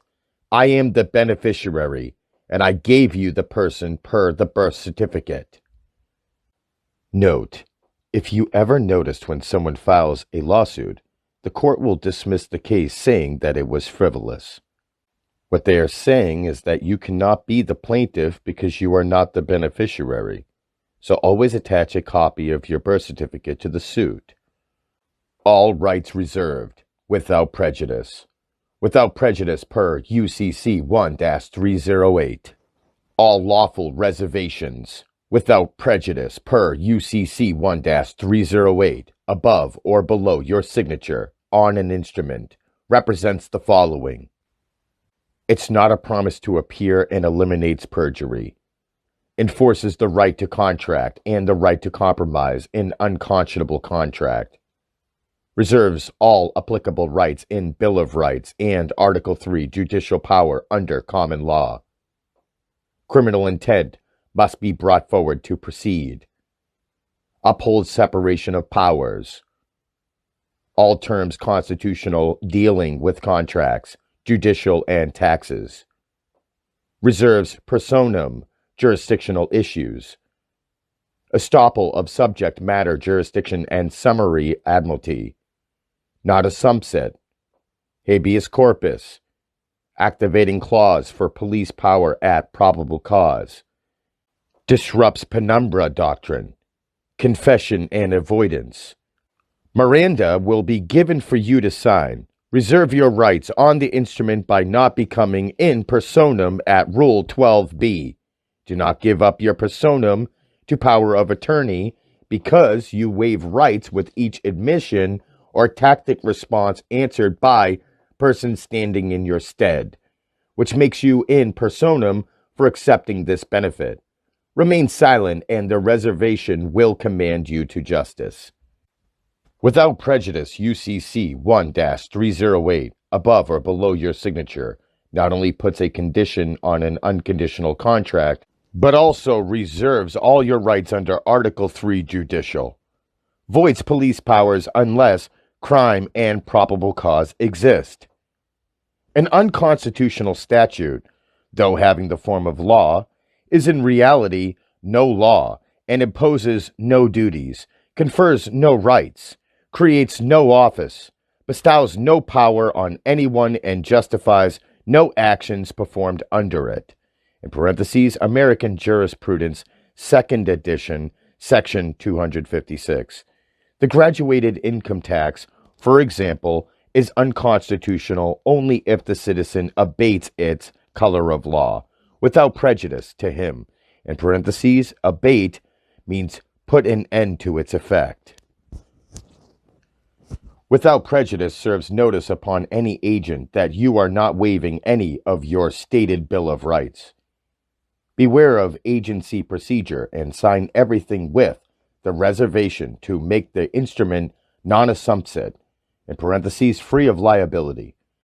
Black's Law definition, non-assumpsit. The general issue in the action of assumpsit, being a plea by which the defendant affers he did not partake, or promised as alleged. But whenever the judicial power is called into play, it is responsible to the fundamental law, and no other authority can intervene to force or authorize the judicial body to disregard it. In parentheses, Yakis vs. U.S. 321, U.S. 414, page 468, 1944. The officer may not know the law and will probably proceed with whatever forum is to be taken per his training instructions. He is a ministerial officer of the court and is given very little discretional knowledge. When our rights are violated by agency, we must cooperate with constitutional remedy and recourse. The agents must sign forms also, and these become a permanent record of the administrative process that will receive your judicial notice. Our state citizenship is brought forth along with our personam rights, which do not mingle well with statute procedure. The purpose of your court appearance would be to gain jurisdiction over your personam. I would suggest it, for study purposes, that you answer politely that you do not understand the charges and, without prejudice, under Uniform Commercial Code 1-308, due to mistakes in fact and law, I wish to remain silent. The magistrate will have to be very constructive in his color of law procedure because his boundaries to engage you further are abated. Without contract or tactic, consent to the jurisdiction, their claim is finished. Remember, you are in an Article 1 inferior court brought by admiralty, and the only power this court has over the sovereign citizen is to give remedy or take the issue to the grand jury for indictment under Article 3, if there is criminal intent. The Fifth Amendment states, no person shall be held to answer for a capital or otherwise infamous crime unless the presentment of a grand jury. If there is no victim and criminal intent, there is no crime.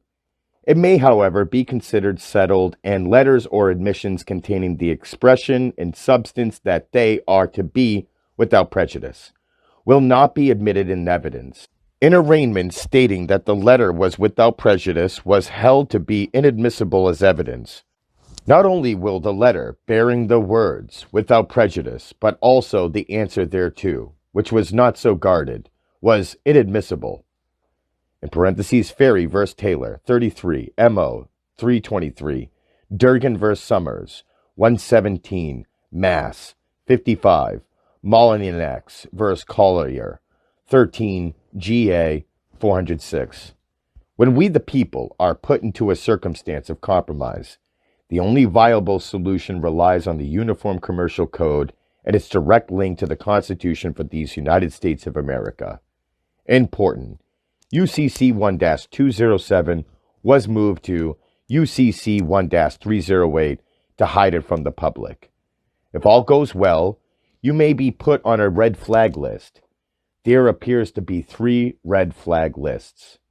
1.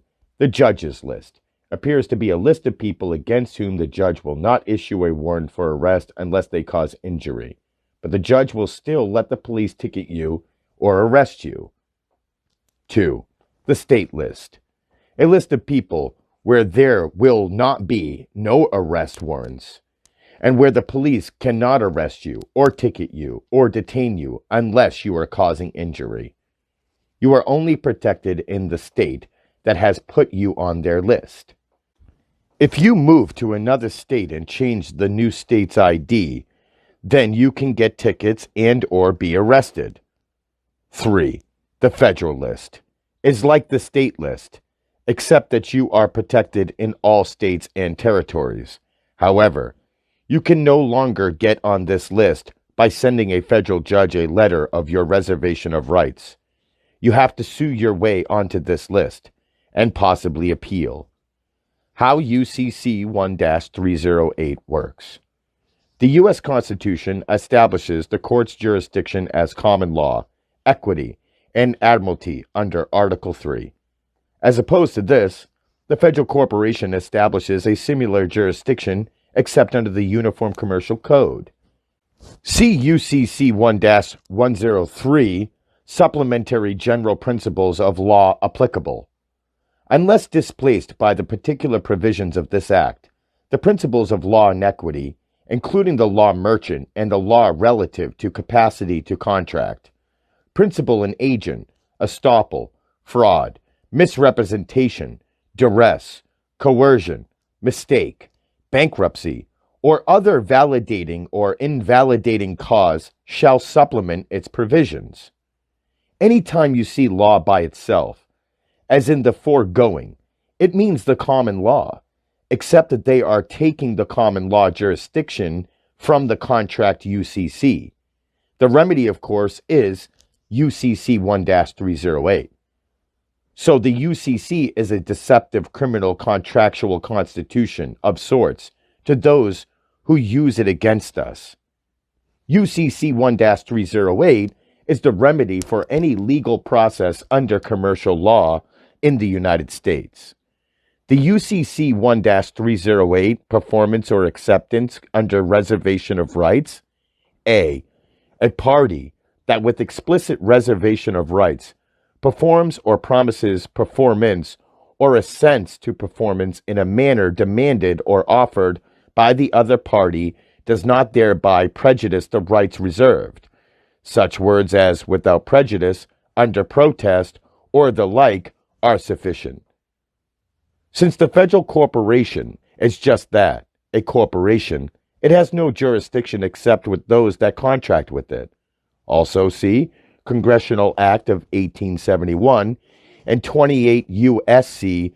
3002, Part 6, Chapter 176, Subchapter 176, Subsection A, 15, United States means a federal corporation.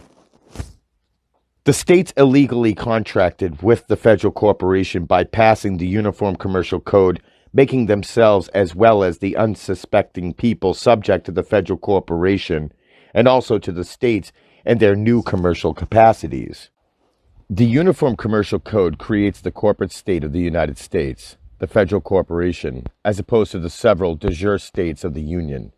In parentheses, UCC 1-201, General Definitions 38, state means state of the United States, as opposed to the several states of the Union.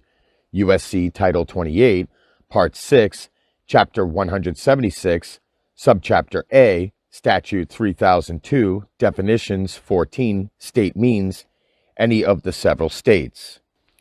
Because the states accepted and passed the Uniform Commercial Code, they converted state citizens into persons, in parentheses, legal entities, articles of commerce, and the states into vessels of the United States, placing the states and state citizens under maritime law. USC Title 18, Part 1, Chapter 1, Statute 9, Vessel of the United States defined. The term, vessel of the United States, as used in this title, means a vessel belonging in whole or in part to the United States, or any citizen thereof, or any corporation created by or under the laws of the United States, or of any state, territory, district, or possession thereof. Therefore, all laws, in parentheses, color of law, are contractual commercial laws, and the remedy is UCC 1-308. The Uniform Commercial Code makes all crimes commercial only by contract, as per 27 CFR 72.11. The problem is that only the higher courts will recognize the remedy. However, the remedy should legally and always be given without delay, on demand or claim. This, of course, is the problem. The misdemeanor courts do not have a clue as to where their jurisdiction comes from, and neither do magistrates. You have to get in front of a court with a real judge that tries felonies. The courts try to sting you along under duress of threat, hoping that you can be scared into a plea. But in the end, they have to honor the remedy. 27 CFR 72.11, Disposition of Seized Personal Property, Table of Contents, Subpart B, Definitions Commercial Crimes. Any of the following types of crimes, in parentheses federal or state, offenses against revenue laws, burglary, counterfeiting, forgery, kidnapping, larceny, robbery, illegal sale or possession of deadly weapons, prostitution, in parentheses including soliciting, procuring, pandering, white slaving, keeping house of ill fame, and likewise offenses. Extortion, swindling, and confidence games, and attempting to commit, conspiring to commit, or compounding any of the foregoing crimes. Addiction to narcotic drugs and use of marijuana will be treated as if such were commercial crime. 1938, April 25th, the Supreme Court overturned the standing precedents of the prior 150 years concerning common law in the federal government. In parentheses, because there is no longer silver or gold coin as Article 1, Section 10 of the Constitution. There is no federal common law, and Congress has no power to declare substantive rules of common law applicable in a state, whether they be local or general in their nature, be they commercial law or a part of law of torts. Erie Railroad Company vs. Tompkins, 304 U.S. 6482 L. ed.1188. The common law is the fountain source of substantive and remedial rights, if not our very liberties. The members and associates of the bar thereafter formed committees and granted themselves special privileges, immunities, and franchises, and held meetings concerning judicial procedures, and further, to amend laws to conform to a trend of judicial decisions or to accomplish similar objectives, including hodgepodging the jurisdictions of law and equity together, which is known today as one form of action. In parentheses, see Constitution and Bylaws, Article 3, Section 3.3, C, 1990 through 91, Reference Book, also Colorado Methods of Practice, West Publishing, Volume 4, pages 2 through 3, Author's Comments. 1939, ABA, the American Bar Association gets more involved in approval of uniform law products. 39 acts are presented to the Board of Governors of the American Bar Association for consideration and approval. During the same year, all acts on aeronautics and motor vehicles are eliminated, as well as the Land Registration Act, Child Labor Act of 1930, Uniform Divorce Jurisdiction Act, Firearms Act, Marriage Act, and more. 6 acts are reclassified as Model Acts. 1940. At start of the decade, after deletions, etc., 53 acts out of 93, which had been approved since the group's founding, remain on the books. Drafting Committee for the Uniform Commercial Code, UCC, approved. 1941. Speaking of the Commercial Code project, the conference president states, "This is the most important and the most far-reaching project on which the conference has ever embarked. It would take the major part of the next 10-year period to complete." 1942. UCC effort begins in earnest with completion of work on the revised Uniform Sales Act. 1943. Members of the conference participate in the drafting committee in Washington, D.C. to work on legislation which the government might desire in connection with the war effort. No new acts. 1944. Conference receives $150,000 grant from the Falk Foundation of Pittsburgh to support the work on the UCC. 1955. No annual meeting for the first time due to difficulties of civilian transport during the war. 1946. Falk Foundation increases its support of the UCC with an additional $100,000. 1947. Uniform Law Conference, the ULC, and American Law Institute, ALI, join in partnership to put all the components together for the UCC, Uniform Divorce Recognition Act, approved. 1955. Approval of the Uniform Marriage License Application Act, Uniform Adoption Act, and the Uniform Reciprocal Enforcement of Support Act, the URESA. The latter has been one of the most successful ULC products. 1951, May 18th, during a joint meeting with the American Law Institute in Washington, D.C., the UCC was approved. Later that year, the ABA formally approved the code as well, considered the outstanding accomplishment of the conference. The code remains the ULC's signature product. As one of the uniform laws drafted by the National Conference of Commissioners on Uniform State Laws and the American Law Institute governing commercial transactions, in parentheses, including sales and leasings of goods, transfer of funds, commercial paper, bank deposits and collections, letters of credit, bulk transfers, warehouse receipts, bills of lading, investment securities, and secured transactions. The Uniform Commercial Code has been adopted in whole or substantially by all states. In essence, all court decisions are based on commercial law or business law with criminal penalties associated with it. Rather than openly calling this new law Admiralty/Maritime Jurisdiction, it is called statutory jurisdiction. America is a bankrupt nation owned completely by its creditors. The creditors own the Congress. They own the executive. They own the judiciary, and they own all of the state's governments. Do you have a birth certificate? They own you too. Last note, the 14th Amendment creates a lower class of citizen of the United States, rather than the higher class of citizen of one of the several states of the Union. The remedy provided to the 14th Amendment is an act by Congress known as 15 U.S. Statute at Large, July 27, 1868, one day before the 14th Amendment took effect, also known as the Expatriation Statute. This is your remedy to claim being a natural citizen of your state. This makes you a higher citizen and no longer subject to the Article 4 loophole that deprives you of your rights.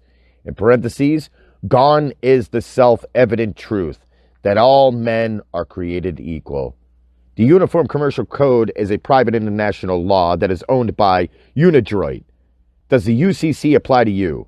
The body of learning we call conflict of laws is called private international law because it pertains to private interests, while public international law pertains to relations between the states. In parentheses, Garner v. Teamsters, Chauffeurs and Helpers Local Union, 346 U.S. 485, 495, 98 L. ED 228, 74 S. CT 116. In the sense of the public international law, the several states of the Union are not foreign to the United States, nor are they foreign to each other. But such is not the case in the field of private international law. In parentheses, Robin v. Norato, 71, RI 256, 43, A2D 467, 162, capital A L R 362. The Uniform Commercial Code, by the copyright owner's own admission, is private international law. In other words, the 50 United States of the Union are publicly united with each other while privately foreign to the United States. In other words, private international law pertains to private interests, and public international law pertains to public relations between states. To simplify the events that cause the confusion of public is private and private is public, we include the following. The first connection from the highest, potent position is that A. 77 Statute 630 through 631, P.L. 88 hyphen 243, 1963, and P.L. 84 through 244, 1963, makes the Uniform Commercial Code private law for the Municipal District of Columbia and the Federal United States. These statutory laws / actions expressly affect citizens of the federal government. 77 Statute 630 through 631, P.L. 88 hyphen 243 is an act that enacts the Uniform Commercial Code for the District of Columbia and for other purposes. This is where the UCC functions as the law of the land for the federal government, in parentheses, District of Columbia and Territories. For sake of simplicity, public law, in parentheses, P.L. 88 hyphen 244 is private law for private corporate citizens and not for the people. 1. A private law is confined to particular individuals, associations, or corporations. In parentheses, 50, American Jurisprudence, 12, page 28. 2. A private law can be enforced by a court of competent jurisdiction when statutes for its enforcement are enacted. In parentheses, 20, American Jurisprudence, 33, pages 58 and 59. 3. Statutes creating corporations are private acts, in parentheses, 20, American Jurisprudence, 35, page 60. 4. In this connection, the Federal Reserve Act is private law. Federal Reserve banks derive their existence and corporate power from the Federal Reserve Act. In parentheses, Armano vs. Federal Reserve Bank, 468 F. Sup. 674, 1979. 5. The distinction between public acts and private acts is not always sharply defined when published statutes are printed in their final form. In parentheses, Case v. Kelly, 133, U.S. 21, 1890. B.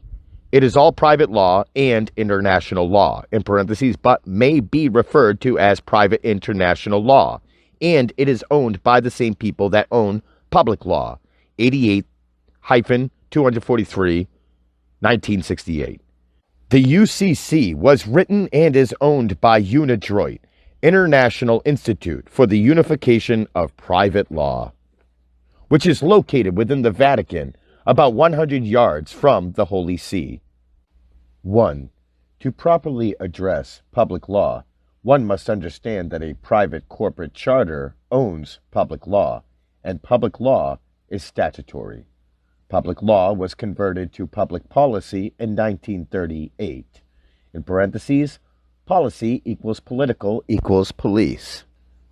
All private corporations, in parentheses, fictions, including governments, are under public policy and can only deal with other corporations, in parentheses, fictions. 2. Private man is not affected by public law, private law, or public policy. As long as private man does not harm another private man, he is not statutory, but lawful. 3. Public means of, concerning, or affecting the common unity of the people, the assemblage of private man. 4. Private means not available for public use, control, or participation, belonging to a particular person or persons, as opposed to the public or the government. In parentheses, remember, as a corporation, the government becomes no more than any other corporate person, not holding an official or public position. 5. The entire taxing and monetary systems are hereby placed under the UCC, in parentheses, the Federal Tax Lien Act of 1966. C. The U.S. pays $260,000 per year to UNIDROIT for the use of the copyrighted UCC. The International Registry is the public law of UNIDROIT, and since the United States has signed on to the UNIDROIT statute, in parentheses, the International Institute for the Unification of Private Law, all of which is incorporated herein by reference in its entirety, which is all about private international law, which is another name for the Uniform Commercial Code. On page 6, Legislative Activities, the first item is Principles of the International Commercial Contracts. And on page 10, it shows 1955, Benelux Treaty on Compulsory Insurance Against Civil Liability in Respect of Motor Vehicles. And 1958 Convention concerning the recognition and enforcement of decisions relating to maintenance obligations towards children. In parentheses, Hague Conference on Private International Law. Unijoint is owned and operated by the Vatican, and they intend to enforce their religious ceremony on the millions of people on the land in America and elsewhere in the world. This is further proof that the corporation called United States is owned and operated by the Vatican to further their agenda, and they are using their commercial law to enforce their martial law. No law compels a private sector, non-governmentally privileged work-eligible man or woman to submit a W-4 or W-9 form, in parentheses, or their equivalents, nor to obtain or disclose a Social Security number as a condition of being hired or of keeping his job, with the exception of an order from a court of competent jurisdiction issued by a duly qualified judge. No amounts can be lawfully taken from one's pay, in parentheses, for taxes, fees, or other charges, without the worker's explicit, intentional, knowing, voluntary, written consent. It is the manner of enforcement which gives Title 42, 1983 its unique importance. The enforcement is placed in the hands of the people. Each citizen acts as a private attorney general who takes on the mantle of the sovereign, guarding for all of us the individual liberties enunciated in the Constitution. Frankenhauser v. Rizzo, 59 FRD 1973. Section 9. Assassination. Section 9. Assassination. 148. The law of war does not allow proclaiming either an individual belonging to the hostile army, or a citizen, or a subject of the hostile government an outlaw, who may be slain without trial by any captor, or any more than the modern law of peace allows such international outlawry. On the contrary, it abhors such outrage. The sternest retaliation should follow the murder committed in consequence of such proclamation, made by whatever authority civilized nations look with horror upon offers of rewards for the assassination of enemies as relapses into barbarism. The laws of Congress in respect to those matters do not extend into the territorial limits of the states, but have force only in the District of Columbia and other places that are within the exclusive jurisdiction of the national government. CAHA verse U.S. 152, U.S. 211, 1894. Under the laws of commerce, truth is sovereign. The foundation of the Uniform Commercial Code is commercial law. The foundation of commercial law is based upon certain universal, eternally just, valid, moral precepts and truths. The basis of commercial law is the law of Exodus of the Old Testament, i.e., the Ten Commandments, and the Judaic Orthodox Hebrew commercial law of Moses. The laws of commerce, unchanged for at least 6,000 years, form the basis of Western civilization, if not all nations of the world. Therefore, commercial law applies universally throughout the world. Commercial law is non-judicial. It is prior to, superior to, and the basis of, in angle bracket parentheses, and cannot be set aside or overruled by, the statutes of any government, legislator, governmental or quasi-governmental agencies, courts, judges, and law enforcement agencies, all of which are under an inherent obligation to uphold said commercial law. Commercial law is a war of truth, expressed in the form of an intellectual weapon called an affidavit. An affidavit is simply a written list of facts or truths signed under the penalty of perjury and usually notarized. The person making and signing an affidavit is called the affiant.